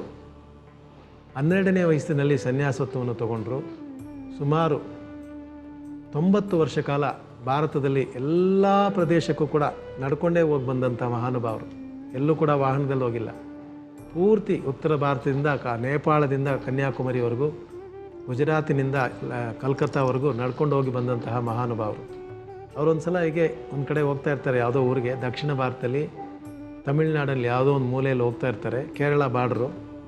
ಎಲ್ಲ ಅರ್ಜೆಂಟಾಗಿ ಇವ್ರು ನಡ್ಕೊಂಡು ಹೋಗ್ತಾ ಇದ್ದಾರೆ. ಮುಂದೆ ಸೈಕಲ್ ಹೋಗ್ತಾ ಇದೆ. ಸೈಕಲ್ ಅಂದರೆ 3 ಚಕ್ರದ ಸೈಕಲ್. ಅವ್ರ ವಸ್ತುಗಳೆಲ್ಲ ಅಲ್ಲಿರುತ್ತೆ. ಇವ್ರು ನಡ್ಕೊಂಡೇ ಹೋಗ್ತಾರೆ. ಎಷ್ಟು ಹೇಳಿದ್ರು ಗಾಡಿ ಹತ್ತಲ್ಲ ಅವರು. ಹೋಗ್ತಾ ಇರ್ಬೇಕಾದ್ರೆ ಒಂದು 5-6 ಗಂಟೆಗೆ ಯಾವುದೋ ಊರಲ್ಲಿ ಪೂಜೆ ಅರೇಂಜ್ ಮಾಡಿರ್ತಾರೆ, ದೇವಸ್ಥಾನದ ಪೂಜೆ ಅಥವಾ ದೊಡ್ಡದಾಗಿ ಒಂದು ಪೂಜೆ ಅರೇಂಜ್ ಮಾಡಿರ್ತಾರೆ. ಇವರು 3 ಗಂಟೆ ಅಷ್ಟೊತ್ತಿಗೆ ಒಂದು ಊರು ದಾಟ್ಕೊಂಡು ಹೋದರೆ ಜನಗಳೆಲ್ಲ ನಿಂತ್ಕೊಂಡು ಅವ್ರನ್ನ ನೋಡೋದಕ್ಕೆ ಆಶೀರ್ವಾದ ತೊಗೊಳಕ್ಕೆ ಬಂದಿರ್ತಾರೆ. ಅಲ್ಲಿ ನೋಡಿದ್ರೆ ಭಾಳ ಮಕ್ಕಳು, ಕೆಲವ್ರಿಗೆ ಬಟ್ಟೆ ಇರುತ್ತೆ, ಕೆಲವ್ರಿಗೆ ಬಟ್ಟೆ ಇರೋದಿಲ್ಲ, ಕೆಲವರು ಕೊಳಕು ಬಟ್ಟೆ ಹಾಕ್ಕೊಂಡಿರ್ತಾರೆ. ಇನ್ನು ಕೆಲವು ಮಕ್ಕಳು ನೋಡಿದ್ರೆ ಅಯ್ಯೋ ಅನಿಸುತ್ತೆ. ಒಂದು ನಿಮಿಷ ಹಾಗೇ ಸ್ತಂಭನ ಆಗೋಗ್ತಾರೆ. ಏನಪ್ಪ ಇದು ಇಂಥ ಕೆಲಸ ಆಗೋಯ್ತಲ್ಲ ಅಂಥೇಳಿ ಅಲ್ಲೇ ಒಂದು ಮರದ ಕೆಳಗೆ ಕೂತ್ಕೊಂಡ್ಬಿಡ್ತಾರೆ. ಇವರೇನು ಇದ್ದಕ್ಕಿದ್ದಂತೆ ಕೂತ್ಕೊಂಡ್ಬಿಟ್ರಲ್ಲ ಅಂತೇಳಿ ಎಲ್ಲರೂ ಬಂದು ಸ್ವಾಮಿಗಳ ಹತ್ರ ಏನಾಗಬೇಕಾಗಿತ್ತು ಅಂತೇಳಿ ಮ್ಯಾನೇಜರ್ ಅಂತಿರ್ತಾರೆ, ಅವ್ರು ಕೇಳ್ತಾರೆ. ಅವ್ರೇನೋ ಅವ್ರ ಕಿವಿಯಲ್ಲಿ ಕರೆದು ಹೇಳ್ತಾರೆ. ಸರಿ ಆತ ಹೊರಡ್ತಾನೆ. ಇವರು ಮಕ್ಕಳೆಲ್ಲ ಕರೆದಿಟ್ಕೊಂಡು ಅವ್ರಿಗೆ ಕಲ್ಸಕ್ರೆ, ಕುಂಕುಮ, ಪ್ರಸಾದ ಎಲ್ಲ ಕೊಟ್ಟು ದೇವ್ರ ನಾಮ ಎಲ್ಲ ಹೇಳಿ ನಿಮಗೇನು ಬರುತ್ತೋ ಅಂತ ಹೇಳಿಸ್ಕೊಂಡು ಹೀಗೆ ಅವ್ರನ್ನ ಮಾತಾಡಿಸ್ಕೊಂಡು ಅವ್ರಿಗೆ ಯಾವುದೋ ಅವ್ರ ಭಾಷೆಯಲ್ಲೇ ಸಣ್ಣದಾಗಿ ಕತೆ ಹೇಳ್ಕೊಂಡು ಕೂತ್ಕೊಂಡ್ಬಿಟ್ಟಿರ್ತಾರೆ. ಜನಕ್ಕೆಲ್ಲ ಟೆನ್ಷನ್ನು. ಪಕ್ಕ ದೂರದಲ್ಲಿ ದೊಡ್ಡ ಫಂಕ್ಷನ್ ಅರೇಂಜ್ ಮಾಡಿಬಿಟ್ಟಿದ್ದೀವಿ, ಪೂಜೆ ಅರೇಂಜ್ ಮಾಡಿದ್ದೀವಿ, ಇವರೇನಪ್ಪ ಇಲ್ಲಿ ಕೂತ್ಕೊಂಡು ಮಕ್ಕಳ ಜೊತೆ ಆಟ ಆಡ್ತಾ ಇದ್ದಾರಲ್ಲ ಅಂತೇಳಿ ಅಂದ್ಕೊಂಡಿದ್ದಾಗ ಇವ್ರು ಯಾರಿಗೆ ಹೇಳಿ ಕಳಿಸಿದ್ರು ಅವ್ರು 2 ಗಂಟೆ ಕಾಲದಲ್ಲಿ ದೊಡ್ಡ ಮೂಟೆಗಳು ತೊಗೊಂಬರ್ತಾರಂತೆ. ಆ ಮೂಟೆ ತುಂಬ ರೆಡಿಮೇಡ್ ಬಟ್ಟೆಗಳು, ಪಂಚೆಗಳು, ಸಣ್ಣ ಮಕ್ಕಳಿಗೆ ಹಾಕೋವಂಥದ್ದು ಎಲ್ಲ ವಸ್ತ್ರಗಳು ತಂದಿರ್ತಾರಂತೆ. ಎಲ್ಲರನ್ನು ಕರೆದು ಎಲ್ರಿಗೂ ಇವ್ರ ಕೈಯಿಂದನೇ ವಸ್ತ್ರಗಳನ್ನು ಕೊಡ್ತಾರಂತೆ. ಎಲ್ರಿಗೂ ಕೊಟ್ಬಿಟ್ಟು ಒಬ್ಬೊಬ್ಬರಿಗೆ ಹಾಕ್ಕೊಳ್ಳಿ, ಒಗೆದ್ಬಿಟ್ಟು ಹಾಕ್ಕೊಳ್ಳಿ, ಚೆನ್ನಾಗಿರಿ, ದೇವ್ರ ನಾಮ ಹೇಳಿ ಅಂತೇಳಿ ಆ ಮುಖಗಳಲ್ಲಿ ಎಂಥ ಒಂದು ನಗು, ಎಂಥ ಒಂದು ವಿಶೇಷ ತೇಜಸ್ ಅಂದರೆ ಅವ್ರಿಗೆ ನೋಡಿ ಮತ್ತೆ ಸಂತೋಷಪಟ್ಟರಂತೆ. ಇದೆಲ್ಲ ಒಂದು ಕಡೆ ಮುಗೀತು. ಅಲ್ಲಿದ್ದಂತಹ ಭಕ್ತಾದಿಗಳು, ಸ್ವಾಮಿ ಟೈಮ್ ಆಗೋಯ್ತು 6 ಗಂಟೆ, ಅಲ್ಲಿ 6 ಗಂಟೆಗೆ ಪೂಜೆ ಇತ್ತು, ಇಲ್ಲೇ 6 ಗಂಟೆ ಆಗೋಯ್ತು, ಇಲ್ಲಿಂದ ಹೊರಟ್ರೆ 1 ಗಂಟೆ ಕಾಲ ಆಗುತ್ತೆ ಅಲ್ಲಿ ಹೋಗೋದಕ್ಕೆ, ಏನು ಮಾಡೋದು ಸ್ವಾಮಿ, ನೀವು ಬಂದು ನಡೆಸ್ಕೊಡ್ಬೇಕು ಅಂದರೆ. ಪೂಜೆನಾ? ಏನು ಪೂಜೆ? ಯಾಕೆ ಪೂಜೆ? ಇಲ್ಲೇ ಆಯ್ತಲ್ಲ ಪೂಜೆ, ಇದಕ್ಕಿಂತ ಒಂದು ಪೂಜೆ ಬೇಕಂತ ಹೇಳಿದ್ರಂತೆ. ನಿಂತಿದ್ದವ್ರಲ್ಲ, ಏನು ಸ್ವಾಮಿ ಇದು ಇಲ್ಲಿ ಬಂದು ದೇವ್ರ ನಕ್ಕದ್ನಲ್ಲ, ಈಗ ನೋಡಿದ್ರಲ್ಲ, ಇದಕ್ಕಿಂತ ಒಂದು ಪೂಜೆ ಬೇಕನೆಯ? ಖಂಡಿತ ಇವತ್ತಿನ ಪೂಜೆ ಇಷ್ಟೇ, ಇವತ್ತು ಪೂಜೆ ನಾನು ಖಂಡಿತ ಮಾಡೋದಿಲ್ಲ, ಇವಾಗ ಏನು ಮಾಡಿದ್ನೋ ಇದೇ ಪೂಜೆ ಅಂತ ಹೇಳಿದಾಗ ಅಲ್ಲಿದ್ದವ್ರಿಗೆ ಕೂಡ ಅನ್ನಿಸ್ತಂತೆ. ಅಲ್ಲಿಂದ ಆಚೆಗೆ ಆ ಊರಿನ ಸುತ್ತಮುತ್ತಕ್ಕೆ ಇವತ್ತಿಗೂ ಕೂಡ ಯಾರೋ ಒಬ್ಬ ಧರ್ಮಕರ್ತ ಮಕ್ಕಳಿಗೆ ಬಟ್ಟೆ ಇಲ್ಲ ಅಂದರೆ ಅವರಿಗೆ, ಬಡ ಮಕ್ಕಳಿಗೆ ಬಟ್ಟೆ ಕೊಡಿಸೋದು, ಅವ್ರಿಗೆ ವಿದ್ಯಾಭ್ಯಾಸ ಕೊಡಿಸೋದು, ಅವ್ರ ಹೆಸರಲ್ಲಿ ಅದನ್ನು ಮಾಡ್ತಾ ಇದ್ದಾನೆ. ಹೀಗೇಗೆ ಅನ್ನಿಸ್ತು, ಗುಹೆಯಲ್ಲಿ ಇದ್ದಂತಹ ದೇವರನ್ನು ಹೊರಗಡೆ ಎಳ್ಕೊಂಬಂದಂತಹ ಮಹಾನುಭಾವ ಅವರು. ಎಲ್ಲೋ ಒಳಗೆ ಸೇರಿಕೊಂಡಿದ್ದಂತಹ ಒಂದು ನಗುವನ್ನು ಆ ಮಕ್ಕಳ ಮುಖದಲ್ಲಿ ಪ್ರತ್ಯಕ್ಷವಾಗಿ ದೇವರನ್ನು ನೋಡಿದಂತಹ ಮಹಾನುಭಾವ ಆ ದೇವತಾ ವಿಶ್ವಾಸ ಹೇಗಿರಬೇಕು ಅಂತ ಎಲ್ರಿಗೂ ತೋರಿಸ್ಕೊಟ್ಟ ಅಂತ ಹೇಳ್ತೀವಿ. ಆ ರೀತಿ ಇರಬೇಕಾದ್ರೆ ತಿಳುವಳಿಕೆ ಇರೋವರಿಗೆ, ಆತ್ಮವಿಶ್ಲೇಷಣೆ ಮಾಡೋವರಿಗೆ, ಹುಡುಕುವವರಿಗೆ ನಾನು ಗುಹೆಯಲ್ಲಿರೋನಲ್ಲ, ಆದರೆ ಬೇರೆಯವರಿಗೆಲ್ಲರಿಗೂ ಕೂಡ ನಾನು ಗುಹೆಯಲ್ಲೇ ಇರೋನು ಅಂತ ಹೇಳುವ ರೀತಿಯಲ್ಲಿ ಈ 381ನೇ ನಾಮಾವಳಿಯಲ್ಲಿ ಓಂ ಗುಹಾಯ ನಮಃ ಅಂತ ನಾವು ಅವನ್ನ ನಮಸ್ಕಾರ ಮಾಡ್ತೀವಿ. ಈಗ ಪತ್ರ ಪರಿಹಾರ ವಿಭಾಗ. ಬನ್ನಿ ವೀಕ್ಷಕರೇ, ಇವತ್ತಿನ ಈ ವಿಭಾಗದಲ್ಲಿ ಯಾರು ಎಲ್ಲಿಂದ ಪತ್ರಗಳನ್ನು ಬರೆದಿದ್ದಾರೆ ನೋಡೋಣ. ಗುರುಜಿ, ಈ ಪತ್ರವನ್ನು ರೂಪಶ್ರೀ ಅವರು ಬರೆದಿದ್ದಾರೆ. ಹೇಳಿಮ್ಮ. 18/10/1981. ಸಮಯ ತಿಳಿಸಿಲ್ಲ. ಏನು ಕೇಳ್ತಾ ಇದ್ದಾರಮ್ಮ ರೂಪಶ್ರೀ ಅವರು? ಆರ್ಥಿಕ ಸಮಸ್ಯೆ ಇದೆ, ಹೇಗೆ ಹೊರಬರ್ಬೋದು ಅಂತ. ಆರಿದ್ರ ನಕ್ಷತ್ರ, ಮಿಥುನ ರಾಶಿಯಲ್ಲೂ ರೂಪಶ್ರೀ ಅವರೇ ನೀವು ಹುಟ್ಟಿದ್ದೀರಾ. ಈಗ ಸುಮಾರು ನಿಮಗೆ 4 ವರ್ಷ ಕಾಲದಿಂದ ಸ್ವಲ್ಪ ಹೆಚ್ಚಿನ ತೊಂದರೆ ಇದೆ ದುಡ್ಡು ಕಾಸಿಗೆ. ಬಹುಶಃ ಅದೇನಾಗಿದೆ ಅಂತಂದರೆ ಹೆಚ್ಚು ಖರ್ಚು ಮಾಡಿದ್ದೀರಾ ಅಥವಾ ಏನಾದ್ರು ಪ್ಲಾನ್ ಇಲ್ಲದೆ ಖರ್ಚುಗಳನ್ನು ಮಾಡಿಬಿಟ್ಟಿದ್ದೀರಾ, ಸಾಲ ಹೆಚ್ಚಾಗೋಗಿದೆ. 2013ನೇ ಇಸ್ವಿ ಜನವರಿ ತಿಂಗಳವರೆಗೂ ಸ್ವಲ್ಪ ತೊಂದರೆನೇ ಇರುತ್ತೆ. ನಿಮ್ಮ ಹೆಸರಲ್ಲಿ ಏನಾದ್ರು ಭೂಮಿ, ಸೈಟ್ ಏನಾರು ಇದ್ದರೆ ಖಂಡಿತ ಅದನ್ನು ಮಾರಿಬಿಟ್ಟು ಸಾಲಗಳನ್ನು ತೀರಿಸ್ಕೋಬೋದು ಸದ್ಯಕ್ಕೆ. ಅಥವಾ ಅದು ಮಾಡೋಕ್ಕೆ ಇಷ್ಟ ಇಲ್ಲ ಅಂತಂದರೆ ಫೆಬ್ರವರಿ ತಿಂಗಳವರೆಗೂ ಕಾಯಲೇಬೇಕಾಗುತ್ತೆ. ಸುಬ್ರಹ್ಮಣ್ಯ ಸ್ವಾಮಿ ದೇವಸ್ಥಾನಕ್ಕೆ ಶುಕ್ರವಾರದ ದಿವಸ ಹೋಗಿ ಬನ್ನಿ. ಕನಕದಾರ ಸ್ತೋತ್ರ ಅಂತ ಅಂಗಡಿಗಳಲ್ಲಿ ಕೇಳಿ ಸಿಗುತ್ತೆ, ಅದನ್ನು ದಿನನಿತ್ಯ ಹೇಳ್ಕೊಳ್ಳಿ. ಖಂಡಿತ ಆರ್ಥಿಕ ವಿಚಾರದಲ್ಲಿ ಅಭಿವೃದ್ಧಿ ಆಗುತ್ತೆ. ಹಾಗೆಯೇ ಅವ್ರ ಮಗನ ಬಗ್ಗೆ ಕೇಳಿದ್ದಾರೆ ಗುರುಜಿ. ಅಶ್ವಿನ್ ಶೆಟ್ಟಿ ಅಂತ ಅವ್ರ ಹೆಸರು. 7/1/2008. ಸಮಯ ತಿಳಿಸಿಲ್ಲ ಇಲ್ಲೂ ಕೂಡ. ಅಶ್ವಿನ್ ಶೆಟ್ಟಿ ಏನು ಕೇಳ್ತಾ ಇದ್ದಾರಮ್ಮ ಅಶ್ವಿನ್ ಬಗ್ಗೆ? ಮುಂದಿನ ವಿದ್ಯಾಭ್ಯಾಸ ಹೇಗಿದೆ ಅಂತ. ವಿದ್ಯಾಭ್ಯಾಸ ಬಹಳ ಸಣ್ಣ ಹುಡುಗ, ಈಗ ತಾನೇ 3.5 ವರ್ಷ. ವಿದ್ಯಾಭ್ಯಾಸಕ್ಕೆ ಏನು ತೊಂದರೆ ಇಲ್ಲ. ಮೂಲಾ ನಕ್ಷತ್ರದಲ್ಲಿ ಧನುರಾಶಿಯಲ್ಲಿ ಹುಟ್ಟಿದ್ದಾನೆ. MBA ಮ್ಯಾನೇಜ್ಮೆಂಟು, ಅಡ್ಮಿನಿಸ್ಟ್ರೇಷನ್, CA ಮುಂತಾದ ಓದುವಂಥ ಯೋಗ ಇದೆ. ಟೆಕ್ನಿಕಲ್ ಲೈನ್ ಕಳಿಸ್ಬೇಡಿ, ನಾನ್ ಟೆಕ್ನಿಕಲ್ ಕಮರ್ಷಿಯಲ್ ಲೈನ್ ಕಳಿಸಿ, ಒಳ್ಳೆಯದಾಗುತ್ತೆ. ಧನ್ಯವಾದಗಳು ಗುರುಜಿ. ಈ ಪತ್ರ ಅರಸೀಕೆರೆಯಿಂದ ಬಂದಿದೆ. ಹೆಸರು ತಿಳಿಸ್ಬೇಡಿ ಅಂತ ಹೇಳಿದ್ದಾರೆ. 27/6/1990 ಹೇಳಿಮ್ಮ. 7:40 ಸಮಯ. ಬೆಳಗ್ಗೆನಮ್ಮ? ಹಾಂ, ಬೆಳಿಗ್ಗೆ. ಹೆಸರು ತಿಳಿಸ್ಬೇಡಿ. ಮಕಾ ನಕ್ಷತ್ರದಲ್ಲಿ ಹುಟ್ಟಿದರೆ ಮಾ ಅಕ್ಷರದಲ್ಲೇ ಇರುತ್ತೆ ಖಂಡಿತ. ಏನು ಕೇಳ್ತಾ ಇದ್ದಾರಮ್ಮ? ಮದುವೆ ಬಗ್ಗೆ ಕೇಳಿದ್ದಾರೆ. ಮದುವೆ ಬಗ್ಗೆ, ಅದು ಮಾ ಅಕ್ಷರದಲ್ಲೇ ಕೇಳ್ತಾ ಇದ್ದಾರೆ. ಮದುವೆಯ ವಿಚಾರದಲ್ಲಿ ಪ್ರೀತಿ ಪ್ರೇಮ ಮಾಡ್ತಾ ಇದ್ರೆ ಖಂಡಿತ ಆಗೋದಿಲ್ಲ. ನಿಮಗೆ ಅರೇಂಜ್ಡ್ ಮ್ಯಾರೇಜ್ ಮಾತ್ರ ಆಗುತ್ತೆ. 2013ನೇ ಇಸ್ವಿ ಜನವರಿ ತಿಂಗಳ ನಂತರ ಜುಲೈ ತಿಂಗಳೊಳಗೆ ಮದುವೆ ಸೆಟ್ಲ್ ಆಗುತ್ತೆ. ಚೆನ್ನಾಗಿರ್ತೀರಾ, ಯೋಚನೆ ಮಾಡಿಬಿಡಿ. ಶನಿವಾರದ ದಿವಸ ಅಮ್ಮನವ್ರ ದೇವಸ್ಥಾನಕ್ಕೆ ತಪ್ಪದೆ ಹೋಗಿ ಬನ್ನಿ, ಒಳ್ಳೆಯದಾಗುತ್ತೆ. ಧನ್ಯವಾದಗಳು ಗುರುಜಿ. ಈ ಪತ್ರವನ್ನು ಬೆಂಗಳೂರಿನಿಂದ ಮಧುಪ ಅವರು ಬರೆದಿದ್ದಾರೆ.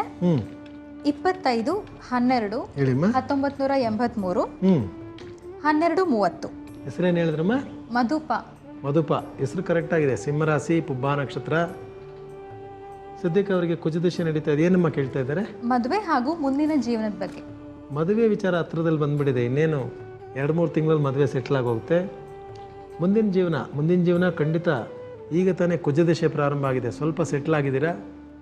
2012-13ನೇ ಇಸ್ವಿ ಅಷ್ಟೊತ್ತಿಗೆ ಲೈಫಲ್ಲಿ ಭಾಳ ಚೆನ್ನಾಗಿ ಸೆಟ್ಲ್ ಆಗುವಂತಹ ಯೋಗ ಇದೆ. ಅಮ್ಮನವ್ರ ದೇವಸ್ಥಾನ ಅಥವಾ ಸುಬ್ರಹ್ಮಣ್ಯ ಸ್ವಾಮಿ ದೇವಸ್ಥಾನ ಇದ್ದರೆ ಭಾನುವಾರ ದಿವಸ ತಪ್ಪದೆ ಹೋಗಿ ಬನ್ನಿ, ಒಳ್ಳೆಯದಾಗುತ್ತೆ. ಧನ್ಯವಾದಗಳು ಗುರುಜಿ. ಈ ಪತ್ರವನ್ನು ಸಕಲೇಶ್ಪುರದಿಂದ ವಸಂತ ಅವರು ಬರೆದಿದ್ದಾರೆ. ಮಕ್ಕಳ ಬಗ್ಗೆ ಕೇಳಿದ್ದಾರೆ. ಸಂದೇಶ್ ಮೊದಲನೇ ಮಗ. ಜನ್ಮ ದಿನಾಂಕ 10/12/92. ಟೈಮ್ ಏನು ಕೊಟ್ಟಿದ್ದಾರಮ್ಮ? ಸಮಯ ಸಂಜೆ 7 ಗಂಟೆಯಿಂದ 7:15. ಮೃಗಶಿರ ನಕ್ಷತ್ರದಲ್ಲಿ ಮಿಥುನ ರಾಶಿಯಲ್ಲಿ ನಿಮ್ಮ ಮಗ ಹುಟ್ಟಿದ್ದಾನೆ. ಏನು ಕೇಳ್ತಾ ಇದ್ದಾರಮ್ಮ ಅವನ ಬಗ್ಗೆ? ಸೆಕೆಂಡ್ ಇಯರ್ BCom ಓದ್ತಾ ಇದ್ದಾರಂತೆ. ಮುಂದೆ ಯಾವ ವಿಭಾಗದಲ್ಲಿ ಹೋಗ್ಬೋದು ಅಂತ. BCom ಓದೋದು ಬಹಳ ಒಳ್ಳೆಯದಾಯಿತು. ಖಂಡಿತ ಅವರಿಗೆ CA ಓದುವಂತಹ ಯೋಗ ಇದೆ. ಗುರುದಶೆ ಬರ್ತಾ ಇದೆ. ಗುರುಗ್ರಹ ಚೆನ್ನಾಗಿದ್ದಾನೆ. ಖಂಡಿತ ಗಜಕೇಸರಿ ಯೋಗ ಇದೆ. CA ಮಾಡಿಸಿ. CA ಮಾಡೋಕ್ಕೆ ಇಷ್ಟ ಅಲ್ಲ ಅಂದರೆ ಖಂಡಿತ MBA ಕೂಡ ಆಗುತ್ತೆ. MBA ಸಾಮಾನ್ಯವಾಗಿ ಎಲ್ಲರೂ ಮಾಡಿಬಿಡ್ಬೋದು. CA ಮಾಡುವಂತಹ ಯೋಗ ಇದೆ. ಸ್ವಲ್ಪ ಸೋಮಾರ್ತನ ಇದೆ. ಅತಿವೃಷ್ಟಿ ಅನಾವೃಷ್ಟಿ ಮಾಡಿದ್ರೆ ಒಟ್ಟಿಗೆ ಮಾಡೋದು, ಇಲ್ಲಾಂದರೆ ಬಿಟ್ಬಿಡೋದು. 2013ನೇ ಇಸ್ವಿ ಮಾರ್ಚ್ ತಿಂಗಳ ನಂತರ ಬರುವಂಥ ಗ್ರಹಗತಿಗಳ ಪ್ರಕಾರ ಒಳ್ಳೆಯ ವಿದ್ಯಾಭ್ಯಾಸ ಇದೆ. ಖಂಡಿತ ಮಾಡಿಸಿ, ಒಳ್ಳೆಯದಾಗುತ್ತೆ. ಹಾಗೆ ಇನ್ನೊಬ್ಬ ಮಗ ಗುರುಜಿ, ಚೈತನ್ಯ ಅಂತ ಅವ್ರ ಹೆಸರು. ಹೇಳಿಮ್ಮ. 19/12/96. ಸಮಯ ರಾತ್ರಿ 2:10. ಚೈತನ್ಯ, ರೇವತಿ ನಕ್ಷತ್ರ, ಮೀನರಾಶಿ. ಹೆಸರು ಕರೆಕ್ಟ್ ಆಗಿದೆ. ಅವ್ರದ್ದು ವಿದ್ಯಾಭ್ಯಾಸನೇ ಕೇಳಿರ್ತಾರೆ ಅನ್ಸುತ್ತೆ ಭವಿಷ್ಯ. ಭಾಳ ಚುರುಕಾಗಿದ್ದಾನೆ, ಆ್ಯಕ್ಟಿವ್ ಆಗಿದ್ದ. ಈಗ 1 ವರ್ಷದಿಂದ ಯಾಕೋ ಸ್ವಲ್ಪ ಡಲ್ ಆಗಿಬಿಟ್ಟಿದ್ದಾನೆ. ಗ್ರಹಗತಿಗಳು ಬದಲಾಗಿದೆ. ಲಕ್ಷ್ಮೀ ನರಸಿಂಹಸ್ವಾಮಿ ದೇವಸ್ಥಾನ ಇದ್ದರೆ ತಪ್ಪದೆ ಕರ್ಕೊಂಡೋಗಿ ಬನ್ನಿ ಬುಧವಾರದ ದಿವಸ. ವಿದ್ಯಾಭ್ಯಾಸದಲ್ಲಿ ಈತನಿಗೆ ಮ್ಯಾನೇಜ್ಮೆಂಟು, ಅಡ್ಮಿನಿಸ್ಟ್ರೇಷನ್ನು ಆಗುತ್ತೆ. ಇಲ್ಲ ಕಂಪ್ಯೂಟರ್ಸಲ್ಲಿ ಕ್ರಿಯೇಟಿವ್ ಲೈನ್ ಅಂತ ಏನು ಹೇಳ್ತೀವಿ, ಅನಿಮೇಷನ್ನು, ವೆಬ್ ಡಿಸೈನಿಂಗ್ ಅಂಥದ್ದು ಕೂಡ ಕಳಿಸ್ಬೋದು. ಆರೋಗ್ಯದಲ್ಲಿ ಸ್ವಲ್ಪ ಅಲ್ಲೂ ಚರ್ಮ ಕಾಯಿಲೆ ಸಂಬಂಧಪಟ್ಟ ತೊಂದರೆಗಳು ಬರುವ ಸಾಧ್ಯತೆ ಇದೆ. ಸಕಾಲಕ್ಕೆ ಸರಿಯಾದ ಟೈಮಿಗೆ ಡಾಕ್ಟ್ರಿಗೆ ತೋರಿಸಿ ಸರಿಪಡಿಸ್ಕೊಳ್ಳಿ, ಒಳ್ಳೆಯದಾಗುತ್ತೆ.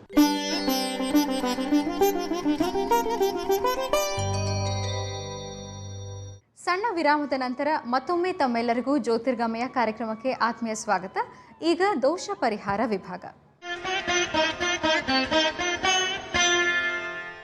ವೀಕ್ಷಕರೇ, ಈ ವಿಭಾಗದಲ್ಲಿ ಅರುಳಾಳನ್ ಗುರುಜಿ ಅವರು ಗ್ರಹಗತಿಗಳ ಆಧಾರದ ಮೇಲೆ ಬರುವಂತಹ ದೋಷಗಳು ಯಾವುದು, ಅದಕ್ಕಿರುವ ಸರಳ ಪರಿಹಾರ ಏನು, ಇದರ ಬಗ್ಗೆ ಹೇಳ್ತಾ ಬಂದಿದ್ದಾರೆ. ಜೊತೆಗೆ ಮನೆಮದ್ದಿನ ಬಗ್ಗೆ ಕೇಳೋಣ ಗುರುಜಿ. ಮನೆಮದ್ದಿನ ವಿಚಾರದಲ್ಲಿ ಇವತ್ತು ಒಂದು ವಿಶೇಷವಾದಂತಹ ಸೊಪ್ಪು.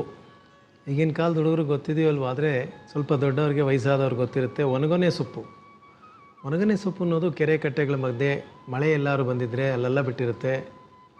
ಮನೆಗಳಲ್ಲಿ ಕೂಡ ಅದನ್ನು ಬೆಳೆಸ್ಬೋದು. ಬಹಳ ವಿಶೇಷವಾದದ್ದು. ಸಣ್ಣದಾಗಿರುತ್ತೆ. ಕಣ್ಣು ದೃಷ್ಟಿಗೆ ಬಹಳ ಒಳ್ಳೆಯದು.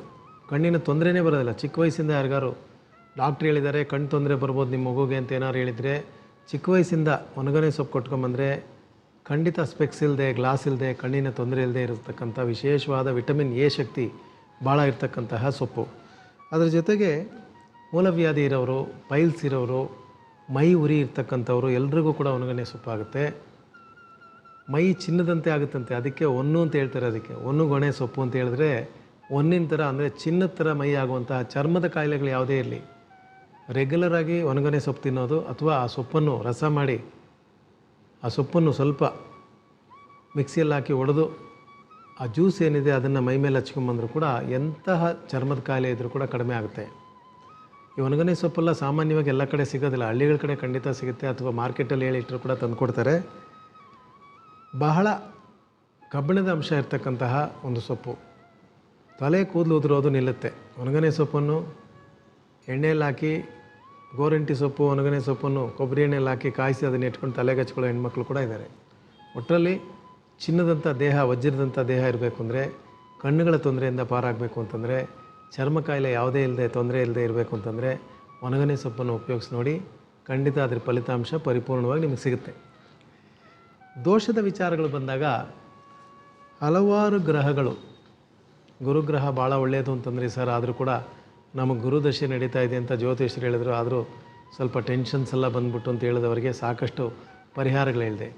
ಅದೇ ರೀತಿ ಜ್ಯೋತಿಷದಲ್ಲಿ ಮತ್ತೊಂದು ವಿಶೇಷವಾದಂತಹ ಗ್ರಹ ಶುಕ್ರಗ್ರಹ. ಶುಕ್ರಗ್ರಹ ಕೂಡ ಯಾವುದೇ ರೀತಿಯಲ್ಲಿ ಕೆಡಕು ಬಯಸೋದಿಲ್ಲ, ಕೇಡು ಬಯಸೋದಿಲ್ಲ, ಕೆಡಕು ಮಾಡೋದಿಲ್ಲ, ಒಳ್ಳೆ ಗ್ರಹ, ತಾನುಂಟು ತನ್ನ ಕೆಲಸ ಉಂಟು ಅಂತಿರ್ತಾನೆ. ಆದರೆ ಈ ರಾಶಿ ಚಕ್ರದಲ್ಲಿ ಕೆಲವು ಕಡೆ ಅವನಿದ್ದರೆ ಬಹಳ ವಿಶೇಷವಾದಂತಹ ಫಲಗಳು ಸಿಗುತ್ತೆ.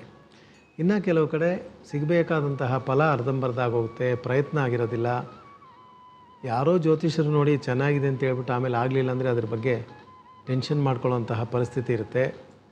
ಈ ಶುಕ್ರಗ್ರಹ ಮುಖ್ಯವಾಗಿ ಸುಖ, ಸಂತೋಷ, ಆರೋಗ್ಯ, ಒಳ್ಳೆ ಮನೆತನ, ಗಂಡ ಹೆಂಡತಿ ಸಂಬಂಧ, ಪ್ರೀತಿ ಪ್ರೇಮ ವಿಚಾರ, ಮನೋರಂಜನೆ, ಡ್ಯಾನ್ಸು, ಹಾಡು, ಸಂಗೀತ, ಲವಲವಿಕೆ, ಹಾಸ್ಯ ಎಲ್ಲದಕ್ಕೂ ಅಧಿಪತಿ ಆಗ್ತಾನೆ. ಅಷ್ಟು ವಿಶೇಷವಾದಂತಹ ಗುಣಗಳಿಟ್ಕೊಂಡಿರ್ತಕ್ಕಂಥ ಶುಕ್ರ ಕೆಲವು ಮನೆಗಳಿದ್ದರೆ ಟೆನ್ಷನ್ಗಳು ಕೊಟ್ಬಿಡ್ತಾನೆ. ಒಂದು ವೇಳೆ ಶುಕ್ರಗ್ರಹ 1ನೇ ಮನೆಯಲ್ಲಿತ್ತು, ಲಗ್ನದಲ್ಲಿತ್ತು ಅಂತ ಇಟ್ಕೊಳ್ಳಿ, ಅಥವಾ ರಾಶಿ ಚಕ್ರದಲ್ಲಿ ಚಂದ್ರನ ಜೊತೆ ಇತ್ತು ಅಂತ ಇಟ್ಕೊಳ್ಳಿ. ಆ ಶುಕ್ರಗ್ರಹ ಲಗ್ನದಲ್ಲಿದ್ದರೆ, ಚಂದ್ರನ ಜೊತೆ ಇದ್ದರೆ ನೋಡೋಕ್ಕೆ ಭಾಳ ಚೆನ್ನಾಗಿರ್ತಾರೆ, ಅಂದ ಚಂದವಾಗಿರ್ತಾರೆ, ಚೆನ್ನಾಗಿ ಮಾತಾಡ್ತಾರೆ, ಮುದ್ದಾಗಿ ಬಟ್ಟೆ ಬರೆಲ್ಲ ಚೆನ್ನಾಗಿ ಹಾಕ್ತಾರೆ, ತನ್ನ ಕೆಲಸ ಎಲ್ಲೇ ಆಗಬೇಕಂದ್ರೂ ಮಾಡಿಸ್ಕೊಂಡ್ಬಿಡ್ತಾರೆ, ಇದೆಲ್ಲ ಇರುತ್ತೆ. ಆದರೆ ಸ್ವಾರ್ಥಿಯಾಗಿರ್ತಾರೆ ಭಾಳ. ಮನೇಲಿ ಅನಿಸುತ್ತೆ, ತಾಯಿಗೆ ಅನಿಸ್ಬೋದು ಮಗ ಭಾಳ ಸ್ವಾರ್ಥಿ ಅಂತ, ಹೆಂಡತಿಗೆ ಅನಿಸ್ಬೋದು ಗಂಡ ಭಾಳ ಸ್ವಾರ್ಥಿ ಅಂತ, ಎಲ್ಲ ಚೆನ್ನಾಗಿದೆ. ಆದರೆ ಅವ್ರ ವಿಷಯ ಬಂದರೆ ಮಾತ್ರ ಎಲ್ಲರ ಹತ್ರ ಚೆನ್ನಾಗಿರ್ತಾರೆ, ಬೇರೆಯವ್ರ ವಿಷಯ ಕಿವಿಗೆ ಹಾಕ್ಕೊಳ್ಳಲ್ಲ. ಹಿಂಗಿದ್ಬಿಟ್ರೆ ದೊಡ್ಡವರಾದರೆ ಕಷ್ಟ ಅಲ್ವಾ, ಮದುವೆ ಆದರೆ ಕಷ್ಟ ಅಲ್ವಾ, ಹೇಗೆ ಸಮಾಜದಲ್ಲಿ ಇರೋದು, ಇದೆಲ್ಲ ಅವ್ರಿಗೆ ಗೊತ್ತಿರೋದಿಲ್ಲ. ಕೆಲವು ಸಮಯ ಅವ್ರಿಗೂ ಗೊತ್ತಿರುತ್ತೆ, ನಾನೇನೋ ಭಾಳ ಸ್ವಾರ್ಥ ತೋರಿಸ್ಬಿಟ್ನೋ, ನೆಕ್ಸ್ಟ್ ಟೈಮ್ ಹಿಂಗೆ ಇರಬಾರ್ದು ಅಂತ ಕೂಡ ಕೆಲವರು ಅನ್ಕೋತಾರೆ. ಆದರೆ ಅವರು 4 ಜನದ ಮಧ್ಯೆ ಇದ್ದಾಗ ಖಂಡಿತ ಬೇರೆಯವ್ರಿಗೆ ಓಹೋ ಇವರಿಗೆ ಸ್ವಾರ್ಥ ಭಾಳ ಇದೆ, ಇವ್ರ ಹತ್ರ ನಾವು ಹುಷಾರಾಗಿರಬೇಕು ಅಂತ ಬೇರೆಯವ್ರು ಅನ್ಕೋತಾರೆ, ಸ್ನೇಹಿತರು, ಬಂಧು ಮಿತ್ರರು. ಆದರೆ ಒಡ ಹುಟ್ಟಿದವರು, ತಂದೆ ತಾಯಿ ಎಲ್ಲ ಹೀಗಿದ್ರೆ ಹೇಗಪ್ಪ, ಹೇಗೋಗಿರ್ತಾಳೆ, ಅತ್ತೆ ಮನೇಲಿ ಹೇಗಿರ್ತಾಳೆ, ಮದುವೆ ಮಾಡಿಕೊಂಡು ಹೆಂಡತಿ ಜೊತೆ ಹೇಗಿರ್ತಾನೆ, ಇದೆಲ್ಲ ಯೋಚನೆಗಳು ಬಂದುಬಿಡುತ್ತೆ. ಅಂತಹ ಸಮಯದಲ್ಲಿ ಅವರಿಗೆ ಆ ವಿಚಾರವನ್ನು ಹೇಳಿ ಆ ದೋಷಕ್ಕೆ ಪರಿಹಾರ ಮಾಡಿಸ್ಬೋದು. ಇಲ್ಲದಿದ್ದಲ್ಲಿ ಹಿರಿಯರು, ತಾಯಿ ತಂದೆ ಮಾಡ್ಬೋದು, ಯಜಮಾನ್ರಿಗೆ ಹಂಗಿದ್ರೆ ಶ್ರೀಮತಿ ಮಾಡ್ಬೋದು, ಶ್ರೀಮತಿಗೆ ಹಂಗಿದ್ರೆ ಮಕ್ಕಳು ಮಾಡ್ಬೋದು, ಅಥವಾ ಯಜಮಾನರು ಕೂಡ ಈ ಸಣ್ಣದಾದಂತಹ ಪರಿಹಾರವನ್ನು ಮಾಡ್ಬೋದು. ಏನಪ್ಪ ಅಂತಹ ಪರಿಹಾರ, ಸಣ್ಣ ಪರಿಹಾರ ಅಂತಂದರೆ, ರಂಗನಾಥ ಸ್ವಾಮಿ, ಮಲಗಿರ್ತಕ್ಕಂತಹ ರಂಗನಾಥ ಸ್ವಾಮಿ, ನಾನು ಹೇಳ್ತಾನೆ ಇರ್ತೀನಿ ನಿಮಗೆ ದಿನನಿತ್ಯ ರಾಶಿ ಭವಿಷ್ಯದಲ್ಲಿ, ರಂಗನಾಥ ಸ್ವಾಮಿಯನ್ನು ತಿಂಗಳಿಗೊಂದು ಸಲ 3 ಸಲ ದರ್ಶನ ಮಾಡಬೇಕು. ಇನ್ನು ಕೆಲವರು ಏನು ಮಾಡ್ತಾರೆ ಅಂತಂದರೆ, 3 ರಂಗ ಇದೆ, ಆದಿರಂಗ, ಮಧ್ಯರಂಗ, ಅಂತ್ಯರಂಗ ಅಂತೇಳಿ. 3 ರಂಗ ಅಂತಂದರೆ ನಮ್ಮ ಶ್ರೀರಂಗಪಟ್ಟಣ ಪ್ರಥಮ ರಂಗ, ಮಧ್ಯಮ ರಂಗ ಅಂತೇಳಿ ಶಿಂಷಾ ಶಿವನ ಸಮುದ್ರದ ಹತ್ರ ಇದೆ, ಅಂತಿಮ ರಂಗ ಅಂತಂದರೆ ತಮಿಳುನಾಡಿನಲ್ಲಿ ತಿರುಚಿನಾಪಳ್ಳಿಯಲ್ಲಿ ಶ್ರೀರಂಗಂ ಅಂತಿದೆ. ಈ 3 ದೇವಸ್ಥಾನವನ್ನು ಕೂಡ ಒಂದೇ ದಿವಸದಲ್ಲಿ ದರ್ಶನ ಮಾಡ್ಕೊಂಬರ್ತಾರೆ. ಒಂದೇ ದಿವಸದಲ್ಲಿ ಬೆಳಗ್ಗೆ 6 ಗಂಟೆಯಿಂದ ಮಾರನೇ ದಿವಸ ಬೆಳಗ್ಗೆ 6 ಗಂಟೆ ಒಳಗಡೆ, ಸೂರ್ಯ ಉದಯದೊಳಗೆ ಈ 3 ದೇವರನ್ನು ಕೂಡ ದರ್ಶನ ಮಾಡ್ಕೊಂಬಂದರೆ ಶುಕ್ರಗ್ರಹದಿಂದ ಬರುವಂತಹ ತೊಂದರೆಗಳೆಲ್ಲ ಪಾರಾಗ್ಬೋದು. ಆ ಸ್ವಾರ್ಥ ಬಿಟ್ಟುಕೊಟ್ಟು ಜೀವನದಲ್ಲಿ ಇನ್ನಷ್ಟು ಚೆನ್ನಾಗಿರ್ಬೋದು. ಆ ರೀತಿ ಒಂದು ವೇಳೆ ಮಾಡೋಕ್ಕಾಗಲಿಲ್ಲ ಅಂತಂದರೆ ರಂಗನಾಥ ಸ್ವಾಮಿ ದೇವಸ್ಥಾನದಲ್ಲಿ ತಿಂಗಳಿಗೊಂದು ಸಲ 3 ಹೊತ್ತು, ಬೆಳಗ್ಗೆ, ಮಧ್ಯಾಹ್ನ, ಸಾಯಂಕಾಲ, ಬೆಳಗ್ಗೆ ದೇವಸ್ಥಾನ ತೆಗೆದುಕೊಳ್ಳೆ, ಮಧ್ಯಾಹ್ನ ಇನ್ನೇನು ಮುಚ್ಚೋ ಸಮಯಕ್ಕೆ ಅಥವಾ ಸಾಯಂಕಾಲ 1 ಸಲ, 3 ಸಲ ತುಳಸಿ ಕೊಟ್ಟು ದರ್ಶನ ಮಾಡ್ಕೊಂಬಂದರೆ 6 ತಿಂಗಳ ಕಾಲ ಮಾಡಬೇಕಿದು. 6 ತಿಂಗಳು 3 ಸಲ 18 ಸಲ ದರ್ಶನ ಆದರೆ ಸುಮಾರು 10 ವರ್ಷ ಕಾಲಕ್ಕೆ ಈ ದೋಷ ಕಡಿಮೆ ಆಗುತ್ತೆ.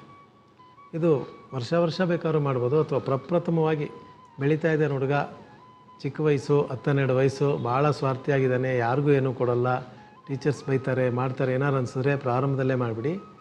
ಅಥವಾ ಮದುವೆ ಆದ ನಂತರ ಈ ರೀತಿ ಸ್ವಾರ್ಥ ಹೆಚ್ಚಾಗಿದೆ ಅಂತ ಏನಾದ್ರು ಗೊತ್ತಾಗಿ ಅದರಿಂದ ಬೇರೆಯವ್ರಿಗೆ ತೊಂದರೆ ಆಗ್ಬೋದೇನೋ ಅಂತ ಒಂದು ನಂಬಿಕೆ ನಿಮಗಿದ್ದರೆ ರಂಗನಾಥ ದರ್ಶನವನ್ನು ತಪ್ಪದೇ ಮಾಡ್ಕೊಂಬನ್ನಿ. ಖಂಡಿತ ಅವರಿಗೆ ಈ ದೋಷದಿಂದ ಪರಿಪೂರ್ಣವಾದಂತಹ ಪರಿಹಾರ ಸಿಗುತ್ತೆ. ಯಾಕೆ ಈ ಥರ ವಿಚಾರಗಳನ್ನ ಬಿಡಿಸಿ ಹೇಳ್ತಾ ಇದ್ದೀನಿ ಅಂದರೆ, ದೋಷ ವಿಚಾರ ಒಂದು ಜಾತಕ ಕೊಟ್ಬಿಟ್ರೆ ಅದರಲ್ಲಿ ಒಂದು 4 ದೋಷ ಇದ್ದರೆ 4 ಯೋಗ ಇರುತ್ತೆ. ದೋಷಕ್ಕೆ ಯೋಗ ಸರೋಗುತ್ತೆ. ಆದರೆ ಕೆಲವು ಸಮಯ ಏನಾಗುತ್ತೆ ಅಂತಂದರೆ, ಸಣ್ಣ ಪುಟ್ಟ ವಿಚಾರಕ್ಕೆ ಕೂಡ ಮನುಷ್ಯ ಮನಸ್ಸು ಹೊತ್ಬಿಡ್ತಾನೆ. ಏನೋ ಪ್ರತಿ ವರ್ಷವೂ ತೊಂದರೆ ಇದ್ದರೆ ಏನಾದ್ರು ಮನಸ್ಸು ಹೊತ್ತು ಏನಾದ್ರು ಪರಿಹಾರ ಹುಡುಕ್ಬೋದು. ಏನೋ ಒಂದು ಬರೋದು ಬರದೇ ಹೋದರೆ ಅಥವಾ ದೊಡ್ಡದಾಗಿ ಬರಬೇಕಿತ್ತು ಅದು ಸಣ್ಣದಾಗಿ ಹೋಗಿತ್ತು ಅಂತಂದರೆ ತಲೆ ಕೆಡಿಸ್ಕೊಳ್ಳೋಂತಹ ಪರಿಸ್ಥಿತಿ ಇದೆ. ಈ ಲಗ್ನದಲ್ಲಿ ಶುಕ್ರ ಇರೋದು ಎಲ್ಲ ರೀತಿಯಲ್ಲೂ ಒಳ್ಳೆಯದು. ಅಂದ ಚಂದಕ್ಕೆ, ಬುದ್ಧಿವಂತಿಕೆಗೆ, ನಾಲೆಡ್ಜ್ಗೆ, ದುಡ್ಡು ಕಾಸಿಗೆ. ಆದರೆ ಹೆಚ್ಚಿನ ಸ್ವಾರ್ಥ, ಹೆಚ್ಚಿನ ಅವರಿಂದ ಬೇರೆಯವರಿಗೆ ಮನಸ್ಸು ಬೇಜಾರಾಗುವಂತಹ ಪರಿಸ್ಥಿತಿ ಬರೋದರಿಂದ ಈ ಪರಿಹಾರವನ್ನು ಮಾಡಿ ಅಂತ ಹೇಳ್ತೀನಿ. ಒಂದು ವೇಳೆ 2ನೇ ಮನೆಯಲ್ಲಿ ಶುಕ್ರ ಇದ್ದರೆ, ಲಗ್ನದಿಂದ 2ನೇ ಮನೆಯಲ್ಲಿ ಶುಕ್ರ ಇದ್ದರೆ, ಅಥವಾ ರಾಶಿ ಚಕ್ರದಿಂದ 2ನೇ ಮನೆಯಲ್ಲಿ ಶುಕ್ರ ಇದ್ದರೆ ಬಹಳ ಒಳ್ಳೆಯದು. ಜ್ಯೋತಿಷ್ಯ ಶಾಸ್ತ್ರದ ಪ್ರಕಾರ ವಾಕ್ಚಾತುರ್ಯ ಭಾಳ ಚೆನ್ನಾಗಿರುತ್ತೆ, ಭಾಳ ಚೆನ್ನಾಗಿ ಬರೀತಾರೆ. ಅವ್ರನ್ನೇನಾದ್ರು ಪಬ್ಲಿಕ್ ರಿಲೇಷನ್ ಆಫೀಸರ್ ಅಂತ ಮಾಡಿಬಿಟ್ರೆ ಎಲ್ಲರ ಹತ್ರ ಚೆನ್ನಾಗಿ ಮಾತಾಡಿಕೊಂಡು ಓಡಾಡ್ಕೊಂಡು ಎಲ್ಲ ಕೆಲಸವನ್ನು ಒಂದೇ ಸಲ ಮುಗಿಸೋ ಥರ ಒಂದಿರುತ್ತೆ. ಕೆಲವು ಸಮಯ ಏನು ಮಾಡ್ತಾರೆ ಅಂದರೆ, ಭರವಸೆಗಳು ಭಾಳ ಕೊಟ್ಟು ಬಿಡ್ತಾರೆ. ಅದು ರಾಜಕೀಯ ವ್ಯಕ್ತಿ ಆಗ್ಬೋದು, ಪ್ರತಿಭಾವಂತ ವ್ಯಕ್ತಿ ಆಗ್ಬೋದು, ಮನೆ ಯಜಮಾನರಾಗ್ಬೋದು, ಮ್ಯಾನೇಜರ್ ಆಗ್ಬೋದು, ಯಾರೇ ಆಗ್ಬೋದು. ಸುಮ್ಮನೆ ಮಾತು ಕೊಟ್ಬಿಡೋದು. ಅವ್ರ ಕೈಯಲ್ಲಿ ಆಗುತ್ತೆ ಅಲ್ಲ, ಮಾಡಿಸ್ಕೊಡ್ತೀನಿ ಬನ್ನಿರಿ ಅಂತ ಹೇಳೋದು. ಅದು ಸುತ್ತಮುತ್ತ ಇರೋರು ಕೊಡುತ್ತೆ, ಇವ್ರಿಗೆ ಗೊತ್ತಾಗಲ್ಲ, ಹೇಳ್ಬಿಡ್ತಾರೆ, ಆಮೇಲೆ ಸಿಗಾಕೋತಾರೆ. ಅವ್ರನ್ನ ಬಿಡಿಸೋದಕ್ಕೆ ನಾವು ಹೋಗಿ ನಿಂತ್ಕೋಬೇಕು. ಭಾಳ ಶ್ರೀಮತಿಯರಿಗೆ ಈ ಥರ ತೊಂದರೆಗಳಾಗಿರುತ್ತೆ. ಯಜಮಾನ್ರು ಹೇಳ್ಬಿಟ್ಟು ಬಂದುಬಿಟ್ಟಿರ್ತಾರೆ, ಅವ್ರ ಕೈಯಲ್ಲಿ ಆಗಲ್ಲ. ಶ್ರೀಮತಿಯರು ಹೋಗಿ, ಇಲ್ಲ ಅವ್ರ ಕೈಯಲ್ಲಿ ಆಗಲ್ಲ, ನೀವು ಬಿಟ್ಬಿಡಿ ಅಂತ ಹೇಳ್ಬರ್ಬೇಕಾಗುತ್ತೆ.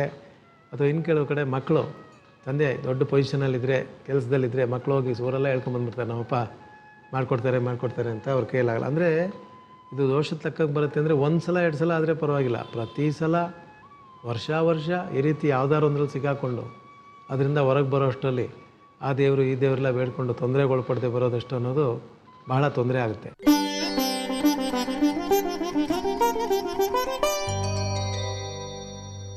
ಸಣ್ಣ ವಿರಾಮದ ನಂತರ ಮತ್ತೊಮ್ಮೆ ತಮ್ಮೆಲ್ಲರಿಗೂ ಜ್ಯೋತಿರ್ಗಮಯ ಕಾರ್ಯಕ್ರಮಕ್ಕೆ ಆತ್ಮೀಯ ಸ್ವಾಗತ. ಈಗ ಪದ್ಧತಿ ಪರಿವೀಕ್ಷಣೆ ವಿಭಾಗ. ಚಾಣಕ್ಯನ ಇನ್ನಷ್ಟು ನೀತಿ ವಿಚಾರಗಳನ್ನು ತಿಳ್ಕೊಳ್ಳೋಣ. ಗುರುಜಿ, ಚಾಣಕ್ಯ ನೀತಿಯಲ್ಲಿ ವಿಶೇಷವಾಗಿ ಗುರುಗಳು ಒಂದೊಂದು ಶಿಷ್ಯನನ್ನು ಕೂಡ, ಒಂದೊಂದು ವಿದ್ಯಾರ್ಥಿಯನ್ನು ಕೂಡ ಯಾವ ರೀತಿ ತಯಾರು ಮಾಡಬೇಕು ಅಂತ ಚಾಣಕ್ಯ ಹೇಳ್ತಾನೆ ಅಂತಂದರೆ, ಜೀವನದಲ್ಲಿ ಏನಾದರೂ ಒಂದು ವಿಚಾರದಲ್ಲಿ ಅವನು ಸಾಧನೆ ಮಾಡಬೇಕಂತೆ. ಒಂದು ದೇಹ ಬಲದಿಂದ ಸಾಧನೆ ಮಾಡಬೇಕು, ಅಥವಾ ಬುದ್ಧಿ ಬಲದಿಂದ ಸಾಧನೆ ಮಾಡಬೇಕು, ಅಥವಾ ಚಿಂತನಾ ಬಲದಿಂದ ಸಾಧನೆ ಮಾಡಬೇಕು. ಏನಾದರೂ ಒಂದು ಸಾಧನೆ ಪ್ರತಿಯೊಬ್ಬರು ಕೂಡ ಮಾಡೋದಕ್ಕೆ ಹುಟ್ಟಿರಬೇಕು. ಇಲ್ಲದಿದ್ದಲ್ಲಿ ಹುಟ್ಟು ಪ್ರಯೋಜನವೇ ಇಲ್ಲ. ಪ್ರತಿಯೊಂದು ಶಿಷ್ಯನಿಗೂ, ಪ್ರತಿಯೊಂದು ವಿದ್ಯಾರ್ಥಿಗೂ ಆ ರೀತಿ ಮನೋಭಾವನೆ ಇರಬೇಕು. ಪ್ರತಿಯೊಂದು ಗುರುವಿಗೆ ಕೂಡ ಆ ರೀತಿ ಭಾವನೆ ಇರಬೇಕಂತೆ. ಭೂಮಿಯಲ್ಲಿ ಮನುಷ್ಯನಾಗಿ ಹುಟ್ಟಿದ ಮೇಲೆ ಏನಾದರೂ ಒಂದು ಒಳ್ಳೆಯ ಕೆಲಸ ಮಾಡಲೇಬೇಕು. ಹುಟ್ಟಿದ ಮೇಲೆ ಯಾವುದಾದ್ರು ಒಂದು ಒಳ್ಳೆಯ ಸಾಧನೆ ಮಾಡಿ ಹುಟ್ಟಿ ಮನುಷ್ಯನ ಜೀವನಕ್ಕೆ ಸಾರ್ಥಕ ಮಾಡ್ಕೋಬೇಕು. ಇಂತಹ ಒಂದು ವಿಶೇಷ ಅರಿವು ಗುರುಗಳಲ್ಲಿತ್ತು, ಶಿಷ್ಯಂದ್ರಲ್ಲೂ ಹಿಂದಿನ ಕಾಲದಲ್ಲಿತ್ತು. ಶಿಷ್ಯಂದ್ರಂದರೆ ವಿದ್ಯಾರ್ಥಿಗಳು. ಪ್ರತಿಯೊಂದು ವಿದ್ಯಾರ್ಥಿಯನ್ನು ಕೂಡ ಗುರುಗಳು ಯಾವ ರೀತಿ ಬೆಳೆಸಬೇಕು ಅಂತ ಚಾಣಕ್ಯ ಹೇಳಿದ್ದಾನೆ ಅಂತಂದರೆ, ಆತ ಏನಾದರೂ ತನ್ನ ಬುದ್ಧಿಶಕ್ತಿಯಿಂದಲೋ, ದೇಹಶಕ್ತಿಯಿಂದಲೋ, ತನ್ನ ಸಮಾಜ ಸೇವೆಯಿಂದಲೋ ಏನಾದರೂ ಒಂದು ಸಾಧನೆ ಮಾಡಬೇಕು. ಪ್ರತಿಯೊಬ್ಬ ಕೂಡ ಹುಟ್ಟಿದ್ದಕ್ಕೆ ಏನಾದರೂ ಒಂದು ಸಾರ್ಥಕ ಮಾಡಿ ಹೋಗಬೇಕು. ಇಲ್ಲದಿದ್ದಲ್ಲಿ ಮನುಷ್ಯನಾಗಿ ಹುಟ್ಟಿದ್ದು ಪ್ರಯೋಜನವೇ ಇಲ್ಲ. ಒಂದು ವೇಳೆ ತಂದೆ ಒಂದು ಸಾಧನೆಯನ್ನು ಮಾಡಿದರೆ ಆ ಸಾಧನೆಗಿಂತ ಹೆಚ್ಚಾದ ಸಾಧನೆ ಮಗ ಮಾಡಬೇಕು ಅನ್ನೋ ಆಸೆ ಇರಬೇಕು. ತಂದೆ ಒಂದು ವೇಳೆ ದಾರಿ ತಪ್ಪಿದ್ದರೆ ತಾನು ದಾರಿ ತಪ್ಪಬಾರ್ದು ಅಂತೇಳಿ ಮತ್ತೆ ಸಮಾಜಕ್ಕೆ ಒಳ್ಳೇದು ಮಾಡೋದಕ್ಕೆ, ಸಹಜ ಜೀವನಕ್ಕೆ ಬರೋದಕ್ಕೆ ಪ್ರಯತ್ನಗಳನ್ನು ಮಾಡೋದಕ್ಕೆ ಗುರುಗಳು ಆ ಶಿಷ್ಯಂದ್ರಿಗೆ ದಾರಿ ತೋರಿಸ್ಬೇಕು. ಯಥಾ ರಾಜ ತಥಾ ಪ್ರಜಾ ಅಂತ ಹೇಳ್ತಾರೆ. ರಾಜಂದ್ರು ಏನಾದ್ರು ದಾರಿ ತಪ್ಪಿದ್ರೆ ಗೊಂದಲ, ಹೊಟ್ಟೆ ಕಿಚ್ಚು, ಪ್ರತಿಯೊಬ್ಬರಿಗೂ ಕೂಡ ದುಡ್ಡು ಮಾಡಬೇಕು ಅಂತ, ನಾನೇ ಅಧಿಕಾರವನ್ನು ಅನುಭವಿಸ್ಬೇಕು ಅನ್ನೋ ಒಂದು ದುರಾಸೆ, ಇದೆಲ್ಲ ನೋಡಿ ಜನ ಏನು ಮಾಡ್ತಾರೆ ಹೇಳಿ. ರಾಜರು ಆ ರೀತಿ ದಾರಿ ತಪ್ಪಿದಾಗ, ಆ ರಾಜರು ಒಂದು ಸಲ ದಾರಿ ತಪ್ಪಿದರೆ ಜನರ ಸರೋಗೋದಕ್ಕೆ 5 ವರ್ಷ ಕಾಲ ಆಗುತ್ತಂತೆ. ಅಂದರೆ ಈ ಎಲೆಕ್ಷನ್ ಬಗ್ಗೆ ನಾನು ಹೇಳ್ತಾ ಇಲ್ಲ. ಸುಮಾರು 5 ವರ್ಷ ಆಗುತ್ತಂತೆ ಒಂದು ದುರ್ಘಟನೆ ರಾಜ್ಯದಲ್ಲಿ ಆದರೆ ಅದು ಸರಿಪಡಿಸ್ಕೊಳ್ಳೋದಕ್ಕೆ. ಈಗ ಆಗ್ತಾ ಇರೋ ದುರ್ಘಟನೆಗಳು ನೋಡಿದ್ರೆ ಇನ್ನು 500 ವರ್ಷ ಆದರೂ ಕೂಡ ನಾವು ಸರೋಗಲ್ಲ ಅಂತ ಅನಿಸುತ್ತೆ. ಆದ್ದರಿಂದ ರಾಜನು ದೇವರಿಗೆ ಸಮಾನ. ಅವನು ಮಾಡುವಂತಹ ತಪ್ಪು ಜನರ ಮೇಲೆ ಡೈರೆಕ್ಟಾಗಿ ಬೀಳುತ್ತೆ. ಆದ್ದರಿಂದ ರಾಜರು ಕೂಡ ಸರಿಯಾಗಿರಬೇಕು ಅಂತ ಹೇಳ್ತಾನೆ. ಒಳ್ಳೆಯ ರಾಜರನ್ನು, ಒಳ್ಳೆಯ ವಿದ್ಯಾರ್ಥಿಗಳನ್ನು, ಒಳ್ಳೆಯ ಯುವಕರನ್ನು, ಒಳ್ಳೆಯ ಮನುಷ್ಯರನ್ನು ಉಂಟು ಮಾಡೋದು, ತಯಾರು ಮಾಡೋದು ಗುರುಗಳ ಜವಾಬ್ದಾರಿ ಅಂತ ಕೂಡ ಹೇಳ್ತಾನೆ. ಅಂತಹ ಗುರುಗಳು ಖಂಡಿತ ಅವರು ಸ್ವಾರ್ಥಿಯಾಗಿರೋದಿಲ್ಲ. ಖಂಡಿತ ಅವರು ಸ್ವಾಭಿಮಾನ ಬಹಳ ಇಟ್ಕೊಂಡಿರ್ತಾರೆ. ಅವರಿಂದ ಎಲ್ಲ ರೀತಿಯಲ್ಲೂ ಕೂಡ ಸಮಾಜಕ್ಕೆ, ಶಿಷ್ಯಂದ್ರಿಗೆ ಮಾತ್ರ ಅಲ್ಲ, ಸಮಾಜಕ್ಕೆ ಒಳ್ಳೆಯದಾಗುತ್ತೆ. ಅಂಥ ಗುರುಗಳೇನಾದ್ರು ಸಿಕ್ಬಿಟ್ರೆ ಅವ್ರು ಬೇಡ ಅಂದರೂ ಕೂಡ ಅವರಿಂದ ಬರಬೇಡಿ, ಅವ್ರ ಪಾದದ ಹತ್ರನೇ ಬಿದ್ದಿದ್ದು ಎಲ್ಲ ಒಳ್ಳೆಯ ವಿಚಾರಗಳನ್ನು ಕಲ್ತ್ಕೊಳ್ಳಿ ಅಂತ ಚಾಣಕ್ಯ ಹೇಳ್ತಾನೆ. ಸಾಮಾನ್ಯವಾಗಿ ಹೇಳ್ತಾರೆ ಭಾಳ ಬ್ಯುಸಿಯಾಗಿರೋರು ಭಾಳ ಒಳ್ಳೆತನ, ಈಗ ಸದ್ಯಕ್ಕೆ ಟೈಮ್ ಇಲ್ಲಪ್ಪ ನೋಡೋಣ ಅಂದ್ಬಿಡ್ತಾರೆ. ನೀವು ಮೇಲ್ಮೇಲೆ ಬಿದ್ದು ಹೋಗಿ ಅವ್ರ ಹತ್ರ ಇಟ್ಕೊಂಡು ಇಲ್ಲ ನನಗೆ ಹೇಳಬೇಕು ಮಾಡಬೇಕು ಅಂದರೆ ಆಯ್ತು ಬಾ ಅಂತ ಹೇಳ್ತಾರೆ. ಆದ್ದರಿಂದ ಅಂಥವರನ್ನು ತಲುಪೋದಕ್ಕೆ ಬಹಳ ಶೋಧನೆಗಳಿರುತ್ತೆ. ಅಂಥ ನಿಜವಾದ ಒಂದು ಗುರುಗಳು ಸಿಗೋದಕ್ಕೆ ನಿಮಗೆ ಅಷ್ಟು ಬೇಗ ಸಾಧ್ಯ ಇಲ್ಲ. ಒಂದು ವೇಳೆ ನಿಮಗೆ ಸಿಕ್ಬಿಟ್ರೆ ನೀವು ಮಾತ್ರವಲ್ಲ, ನಿಮ್ಮ ತಲೆಮಾರೆಲ್ಲವೂ ಕೂಡ ಸರೋಗುವಂತಹ ಸಾಧ್ಯತೆ ಇದೆ. ಅಂಥ ಕೆಲಸಗಳನ್ನು ಮಾಡೋದಕ್ಕೆ ಪ್ರಯತ್ನ ಪಡಿ.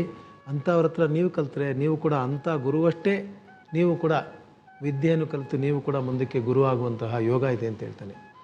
ಇದೆಲ್ಲ ಸಾಮಾನ್ಯವಾಗಿ ಒಂದು ಡಾಕ್ಟ್ರೇಟ್ ಯಾರು ತೊಗೊಂಡ್ಬಿಟ್ರೆ ಅವ್ರು ಇನ್ನೊಬ್ರಿಗೆ ಪಾಠ ಹೇಳ್ಕೊಟ್ರೆ ಅವರು ಡಾಕ್ಟ್ರೇಟ್ ಆಗ್ತಾರೆ ಅನ್ನೋದು ನಿಜ ಅಲ್ಲ. ಯಾಕಂದರೆ ಇದೆಲ್ಲ ಸಬ್ಜೆಕ್ಟ್ ಸಂಬಂಧಪಟ್ಟಿದ್ದು. ಯಾರೋ ಒಬ್ರು ಸೈನ್ಸ್ ಓದಿದ್ದಾರೆ, ಇನ್ನೊಬ್ರಿಗೆ ಸೈನ್ಸ್ ಹೇಳ್ಕೊಟ್ಬಿಟ್ರೆ ಅವರು ಎಲ್ಲ ಬಂದ್ಬಿಡುತ್ತೆ ಅಂತಿಲ್ಲ. ಆದರೆ ಜೀವನ ಶೈಲಿಗಳು, ಒಳ್ಳೆಯತನ, ಸಮಾಜದಲ್ಲಿ ಬದುಕುವ ರೀತಿ, ಇದೆಲ್ಲ ಅರಿವು, ಇದೆಲ್ಲ ಒಬ್ಬ ಮನುಷ್ಯ ತಿಳ್ಕೊಂಡು ಇನ್ನೊಬ್ಬನಿಗೆ ಹೇಳ್ಕೊಟ್ರೆ ಅದು 10 ಜನಕ್ಕೆ ಉಪಯೋಗ ಆಗುತ್ತೆ. ನಾವು ಸಂಪಾದನೆ ಮಾಡೋದಕ್ಕೆ ಮಾತ್ರ ನಮ್ಮ ವಿದ್ಯಾಭ್ಯಾಸ ಉಪಯೋಗವಾಗುತ್ತೆ. ಆದರೆ ಬುದ್ಧಿವಂತಿಕೆ ಅನ್ನೋದು ಜೀವನವನ್ನು ನಡೆಸ್ಕೊಂಡು ಹೋಗೋದಕ್ಕೆ ಉಪಯೋಗವಾಗುತ್ತೆ. ಬುದ್ಧಿವಂತಿಕೆ ಹೇಳ್ಕೊಡುವಂತಹ ಸಂಸಾರವನ್ನು, ಜೀವನವನ್ನು ಸಾಗಿಸ್ಕೊಂಡು ಹೋಗುವಂತಹ ವಿದ್ಯೆ ನಿಜವಾದ ಗುರುಗಳು ಹೇಳ್ಕೊಡ್ತಾರೆ. ಬೇರೆಯವರೆಲ್ಲ ಮೇಷ್ಟ್ರಾಗಿ ಮಾತ್ರ ಇರ್ತಾರೆ ಅಂತ ಹೇಳ್ತಾನೆ.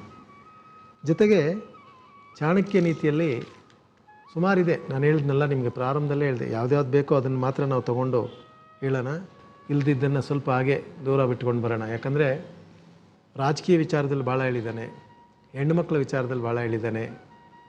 ಆಗಿನ ಕಾಲದಲ್ಲಿ ಇದ್ದಂತಹ ವರ್ಣಾಶ್ರಮ ಧರ್ಮ ಏನಿದೆ, ಜಾತಿಗಳು, ಅದ್ರ ಬಗ್ಗೆ ಹೇಳಿದ್ದಾನೆ. ಅದೆಲ್ಲ ಈ ಕಾಲಕ್ಕೆ ಹೊಂದ್ಕೊಂಡು ಹೋಗದೆ ಹೋಗ್ಬೋದು. ಕೆಲವರು ಬಹಳ ಅದರ ವಿಚಾರ ತಿಳ್ಕೊಂಡಿರೋರಿಗೆ ಅದು ಸರಿ ಅಂತ ಅನ್ನಿಸ್ಬೋದು. ಆದರೆ ಸಮಾಜದಲ್ಲಿ, ಪ್ರಜಾಪ್ರಭುತ್ವದಲ್ಲಿ ಮನುಷ್ಯನಿಗೆ ಸ್ವತಂತ್ರ ಪರಿಪೂರ್ಣವಾಗಿ ಸಿಕ್ಕಿರೋ ಸಮಯದಲ್ಲಿ ಕೂಡ ಕೆಲವು ವಿಚಾರಗಳನ್ನು ಅವನು ಹಿಂಬಾಲಿಸದೆ ತನಗೆ ತಾನೇ ದುಃಖವನ್ನು, ತನಗೆ ತಾನೇ ಶೋಕವನ್ನು ಉಂಟು ಮಾಡ್ಕೋತಾ ಇದ್ದಾನೆ. ಅದರಿಂದ ಆಚೆ ಬರೋದಕ್ಕೆ ಯಾವ ಕಾಲಕ್ಕೆ ಕೂಡ ಚಾಣಕ್ಯ ನೀತಿ ಮುಂತಾದ ನೀತಿಶಾಸ್ತ್ರಗಳು ಸಹಕಾರವಾಗಿ ನಮಗಿರುತ್ತೆ. ದುಡ್ಡು ಕಾಸು ಕಳ್ಕೊಂಬಿಟ್ರೆ ಭಾಳ ಬೇಗ ಅದನ್ನು ಸಂಪಾದನೆ ಮಾಡ್ಕೊಂಬಿಡ್ಬೋದು. ಮಾನ ಮರ್ಯಾದೆ ಹೋದರೆ ಖಂಡಿತ ಅದು ಬರೋದೇ ಇಲ್ಲ. ಇದೆಲ್ಲ ನಾವು ಸಾಮಾನ್ಯವಾಗಿ ದಿನನಿತ್ಯ ಜೀವನದಲ್ಲಿ ನೋಡಿದ್ರೂ ಕೂಡ ಪ್ರಧಾನವಾಗಿ ಕೆಲವರು ದುಡ್ಡು ಹೋದರೂ ಪರವಾಗಿಲ್ಲ, ಕಾಸು ಹೋದರೂ ಪರವಾಗಿಲ್ಲ, ನನ್ನ ಮಾನ ಮರ್ಯಾದೆ ಕಾಪಾಡ್ಕೋತೀನಿ ಅಂತ ಕೆಲವರು ಇರ್ತಾರೆ. ಇನ್ನು ಕೆಲವರು ಅಯ್ಯೋ ಮಾನ ಮರ್ಯಾದೆ ಬಗ್ಗೆ ಯಾವನಿಗೆ ಬೇಕು, ನಂದು ಕೊಟ್ಬಿಡು ಅಂತೇಳಿ ಅಣ್ಣ ತಮ್ಮದಿರೇ ಜಗಳ ಆಡಿಕೊಂಡು ಕೋರ್ಟು ಕಚೇರಿ ಹತ್ತಿರ್ತಾರೆ, ಮಚ್ಚು ತೊಗೊಂಡು ಒಬ್ಬರೊಬ್ಬರು ಹೊಡ್ಕೊಂಡಿರ್ತಾರೆ. ಇಂತಹ ವಿಚಾರ ಬಂದಾಗ ಭೂಮಿ ವಿಚಾರಕ್ಕೆ, ಹೆಣ್ಣಿನ ವಿಚಾರಕ್ಕೆ, ಐಶ್ವರ್ಯದ ವಿಚಾರಕ್ಕೆ ಅಣ್ಣ ತಮ್ಮಂದರಲ್ಲಿ ಅಭಿಪ್ರಾಯ ಭೇದ ಬರೋದು ಸಹಜ, ಖಂಡಿತ ಬಂದೇ ಬರುತ್ತೆ. ಅವನು ಬುದ್ಧಿವಂತನಾಗಿದ್ದರೆ ಆಸ್ತಿ ಪಾಸ್ತಿಯನ್ನು ಇನ್ನೊಬ್ಬರಿಗೆ ಬಿಟ್ಟುಕೊಡ್ತಾನೆ, ಜಗಳವನ್ನು ತಪ್ಪಿಸ್ತಾನೆ, ತನಗೆ ಬಂದಿದ್ದನ್ನು ಮಾತ್ರ ಇಟ್ಕೊಂಡು ಸಂಸಾರ ಜೀವನವನ್ನು ನಡೆಸ್ಕೊಂಡು ಹೋಗ್ತಾನೆ.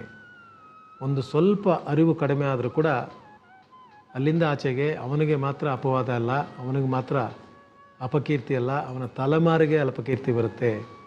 ಆದ್ದರಿಂದ ಒಂದು ಹೆಣ್ಣಿನ ಸಹವಾಸದಲ್ಲಿ, ಭೂಮಿಯ ವಿಚಾರದಲ್ಲಿ ಖಂಡಿತ ಮುನ್ನೆಚ್ಚರಿಕೆ ವಹಿಸದೆ ಹೋದರೆ ಒಟ್ಟಾಗಿರ್ತಕ್ಕಂತಹ ಮನೆಗಳು, ಬಹಳ ಸಂತೋಷವಾಗಿದ್ದಂಥ ಮನೆಗಳು ಕೂಡ ಚಿನ್ನಾಭಿನ್ನವಾಗಿ ಹೆಸರು ಕೆಡಿಸ್ಕೊಂಡು ಅವಮಾನ ಪಡಬೇಕಾಗಿ ಬರುತ್ತೆ. ಆದ್ದರಿಂದ 10 ಜನ ಇದ್ದರೂ ಕೂಡ ಪರವಾಗಿಲ್ಲ, ಒಂದು ಮನೆಯಲ್ಲಿ ಯಾರು ಒಬ್ಬರಿಗೆ ಎಲ್ಲರನ್ನು ನಿಭಾಯಿಸುವಂತಹ ಅರಿವಿದ್ದು ಬಿಟ್ಟರೆ ಖಂಡಿತ ಅವರಿಂದ ಎಲ್ರಿಗೂ ಒಳ್ಳೆಯದಾಗುತ್ತೆ.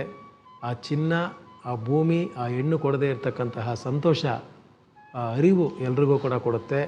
ಆದರೆ ಅದು ಆ ಕಾಲಕ್ಕೆ ಗೊತ್ತಾಗಲ್ಲ. ಎಲ್ಲ ತೀರ್ಮಾನ ಆಗಿ ಒಳ್ಳೇದಾದ ಮೇಲೆ ಅವರಿಂದ ಆಯಿತು ಇವರಿಂದ ಆಯಿತು ಅಂತ ಹೇಳ್ಕೊಳ್ಳೋ ಥರ ಆಗುತ್ತೆ. ಆದ್ದರಿಂದ ಮನೆಗೊಬ್ಬರು, ಎಲ್ಲರೂ ಓದೋಕ್ಕಾಗಿಲ್ಲ ಅಂದರೂ ಕೂಡ ಚಿಂತೆ ಇಲ್ಲ, ಮನೆಗೊಬ್ಬರಾದರೂ ಬುದ್ಧಿವಂತರಾಗಿದ್ದು ಕಷ್ಟಗಳನ್ನು ನಿಭಾಯಿಸೋದು, ಜಗಳಗಳನ್ನು ನಿಭಾಯಿಸೋದು, ಒಳ್ಳೆಯತನವನ್ನು ಎತ್ತಿಡಿದು ಎಲ್ರಿಗೂ ಹೇಳೋದು, ನ್ಯಾಯ ಧರ್ಮ ಕಾರ್ಯಕ್ರಮವನ್ನು ಮಾಡೋದು, ಇದನ್ನೆಲ್ಲ ಯಾರಾದರೂ ಮನೆಗೊಬ್ಬರಾದರೂ ಮಾಡಿದರೆ ಖಂಡಿತ ನಮ್ಮ ಭಾರತ ಭೂಮಿ ಇನ್ನು ಸಹಸ್ರಾರು ವರ್ಷ ಬದುಕಿರುತ್ತೆ ಅಂತ ಹೇಳ್ತಾನೆ. ಹಿಂದಿನ ಕಾಲದಲ್ಲಿ ರಾಜರು ಮನೆಗೊಬ್ಬರು ಬಂದು ಯುದ್ಧಕ್ಕೆ ಸೇರ್ಕೊಳ್ಳಿ, ರಾಜನ ಸೈನ್ಯದಲ್ಲಿ ಇರಿ ಅಂತ ಹೇಳಿದರು. ಆದರೆ ಚಾಣಕ್ಯ ಏನು ಹೇಳಿದ್ದಾನೆ ಅಂದರೆ, ಮನೆಗೆ ಒಬ್ಬರಾದರೂ ಒಳ್ಳೆತನ ಎಲ್ಲ ಕಲ್ತಿದ್ದು ಬೇರೆಯವರಿಗೆ ಮಾರ್ಗ ಮಾಡಿ ಅಂತ ಹೇಳ್ತಾನೆ. ಬಹುಶಃ ನಮ್ಮಣ್ಣ ಭಾಳ ಶ್ರೀಮಂತರು, ಎಲ್ರಿಗೂ ಮನೆ ಕಟ್ಕೊಟ್ಟಿದ್ದಾರೆ ಅನ್ನೋದಕ್ಕಿಂತ ನಮ್ಮಣ್ಣ ಬಡವಾದರೂ ಕೂಡ ಎಲ್ಲರಿಗೂ ವಿದ್ಯಾಭ್ಯಾಸ ಕೊಟ್ಟ ಅಂತ ಹೇಳ್ತಾನೆ. ನೋಡಿ, ಅವನು ನಿಜವಾದ ದೊಡ್ಡ ವ್ಯಕ್ತಿ. ಅಂತಹ ಕೆಲಸ ಮಾಡುವಂತಹ ಹಿರಿಯರು ನಮಗೆ ಬೇಕಾಗಿದ್ದಾರೆ. ಅಂಥವ್ರು ಬೇಕು ಅಂತ ನೀವೆಲ್ಲ ಕೂಡ ಬೇಡ್ಕೊಳ್ಳಿ ಅಂತ ಚಾಣಕ್ಯ ಹೇಳ್ತಾನೆ. ನೋಡೋಣ, ಇನ್ನು ಹಲವಾರು ವಿಚಾರಗಳು ಹೇಳಿದ್ದಾನೆ, ಇನ್ನು ಸ್ವಲ್ಪ ಇದೆ, ಅದರ ನಂತರ ಬೇರೆ ವಿಚಾರಗಳ ಬಗ್ಗೆ ಮಾತಾಡೋಣ. ಈಗ ಒಂದು ವಿರಾಮ. ವಿರಾಮದ ನಂತರ ಪರಮಾತ್ಮ ಪರಮಾರ್ಥ ವಿಭಾಗ.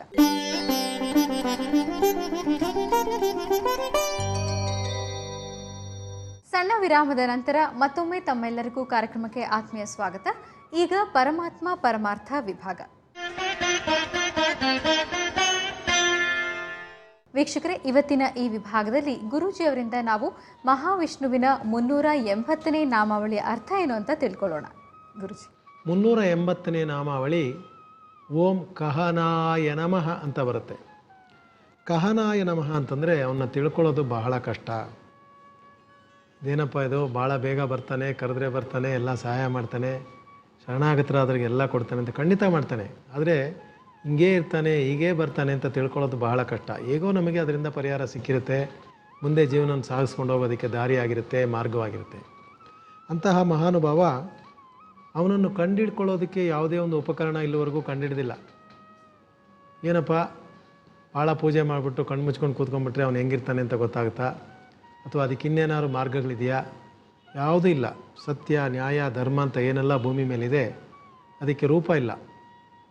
ಆದರೆ ಅದನ್ನು ನಡ್ಕೊಳ್ಳೋವ್ರಿಗೆ ಮಾತ್ರ ಅದರ ವಿಚಾರ ಗೊತ್ತಿರುತ್ತೆ.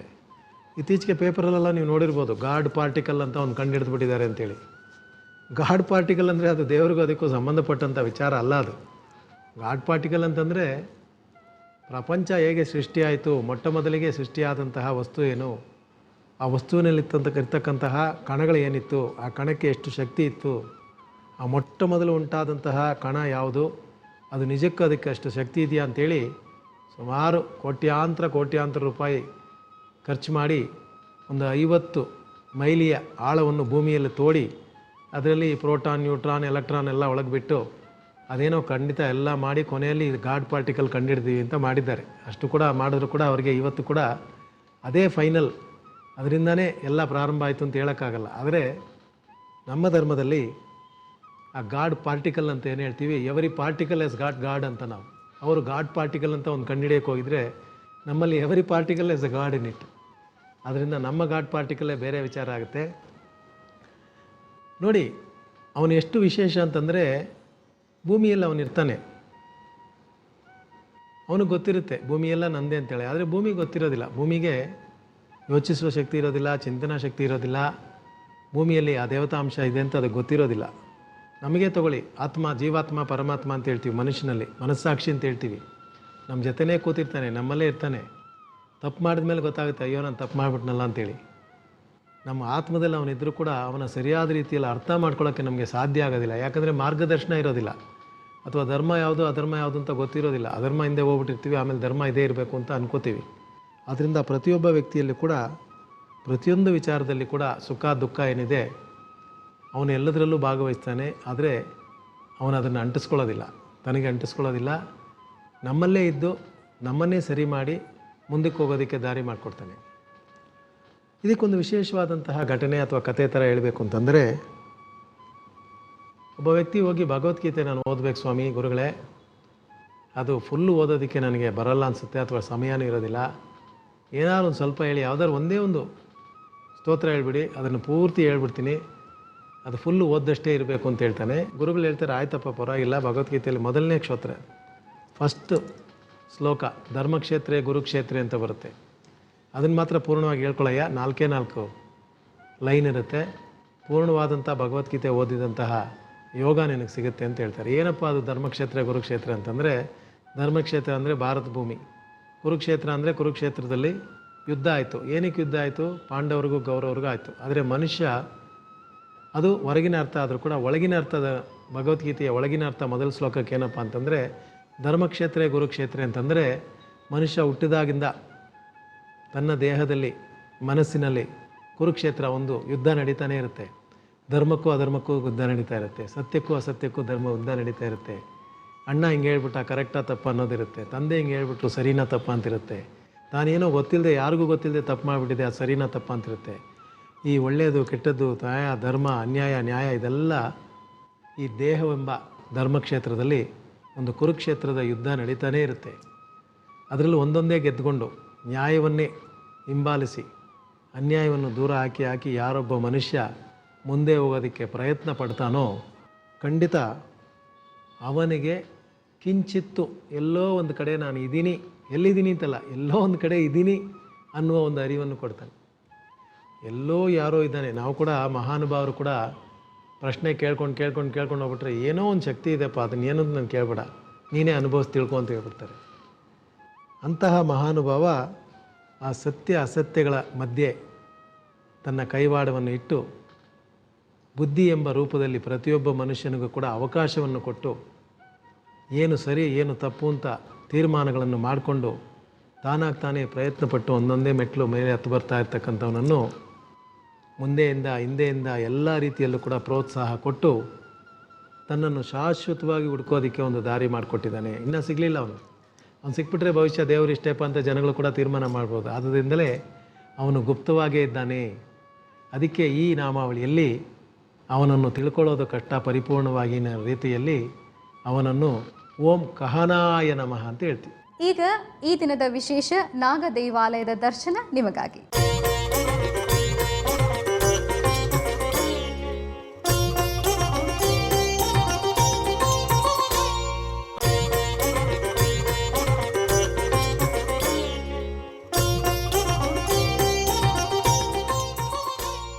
ಸುಮಾರು 200 ವರ್ಷಗಳ ಹಿಂದೆ ಈ ಪ್ರದೇಶಕ್ಕೆ ಜುಂಜಪ್ಪನಗುಡಿ ಬೈಲು ಅನ್ನುವ ಹೆಸರಿತ್ತು. ಜುಂಜಪ್ಪ ಅಂದರೆ ನಾಗಪ್ಪ ಎಂದು ಅರ್ಥ.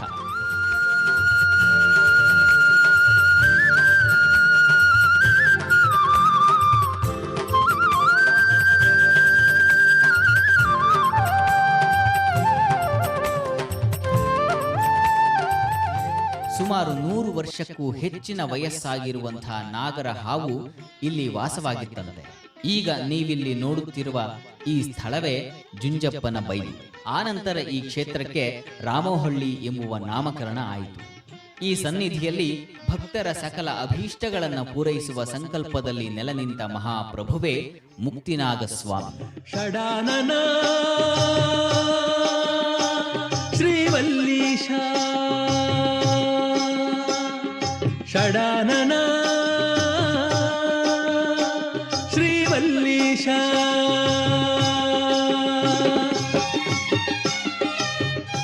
ಕುಕ್ಕೆ ಸುಬ್ರಹ್ಮಣ್ಯ ಕ್ಷೇತ್ರ ಬಾಲ್ಯಾವಸ್ಥೆಯ ಸುಬ್ರಹ್ಮಣ್ಯನಾದರೆ ಇಲ್ಲಿನ ಸುಬ್ರಹ್ಮಣ್ಯ ಎಲ್ಲ ಪಾಪಗಳಿಗೆ, ರೋಗಗಳಿಗೆ, ನೋವುಗಳಿಗೆ ಮುಕ್ತಿ ಕರುಣಿಸುವ ಮಹಾಸ್ವಾಮಿ. ಶೃಂಗಾರ ರೂಪನು ಷಣ್ಮುಖನು,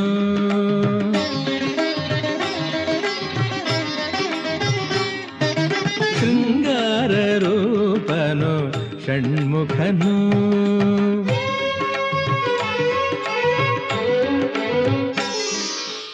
ಇದು ಪ್ರತ್ಯಕ್ಷ ಘಟಸರ್ಪಗಳ ವನ. ಈ ಕ್ಷೇತ್ರದಲ್ಲಿ ಭಕ್ತರ ಪ್ರಾರ್ಥನೆಗಳೆಲ್ಲವೂ ನೆರವೇರಿಬಿಡುತ್ತವೆ. ಈ ವಿಶೇಷ ಸ್ಥಳವನ್ನ ಸಾಕ್ಷಾತ್ ಶ್ರೀರಾಮಚಂದ್ರ ಸೃಷ್ಟಿಸಿದ್ದು ಎಂಬ ನಂಬಿಕೆ ಕೂಡ ಇದೆ. ಶ್ರೀರಾಮನ ಸ್ಥಳವಾದ ಈ ಕ್ಷೇತ್ರದಲ್ಲಿ ರಾಮನಾಯಕನೆಂಬ ಪಾಳೆಗಾರ ಆಡಳಿತ ನಡೆಸಿದ ಕಾರಣಕ್ಕೆ ಈ ಕ್ಷೇತ್ರಕ್ಕೆ ರಾಮೋಹಳ್ಳಿ ಎಂಬ ಹೆಸರು ಬಂತು.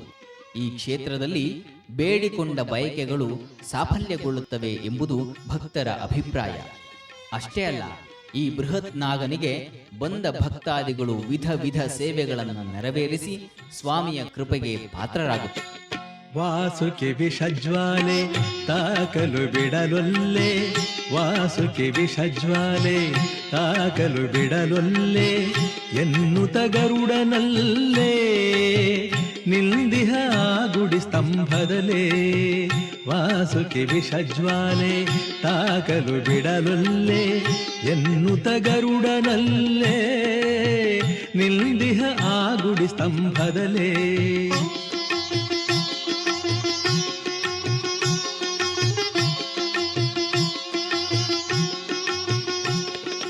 ಅಸಂಖ್ಯ ಸಂಖ್ಯೆಯಲ್ಲಿ ಭಕ್ತರು ನೆರೆದು ಸ್ವಾಮಿಯ ಸೇವೆಗೈಯುತ್ತಾರೆ. ಇಂಥ ಸ್ವಾಮಿಗೆ ಇಲ್ಲಿ ಅನೇಕ ರೀತಿಯ ಉತ್ಸವಗಳು, ವೈಭವಗಳು ನೆರವೇರುತ್ತವೆ.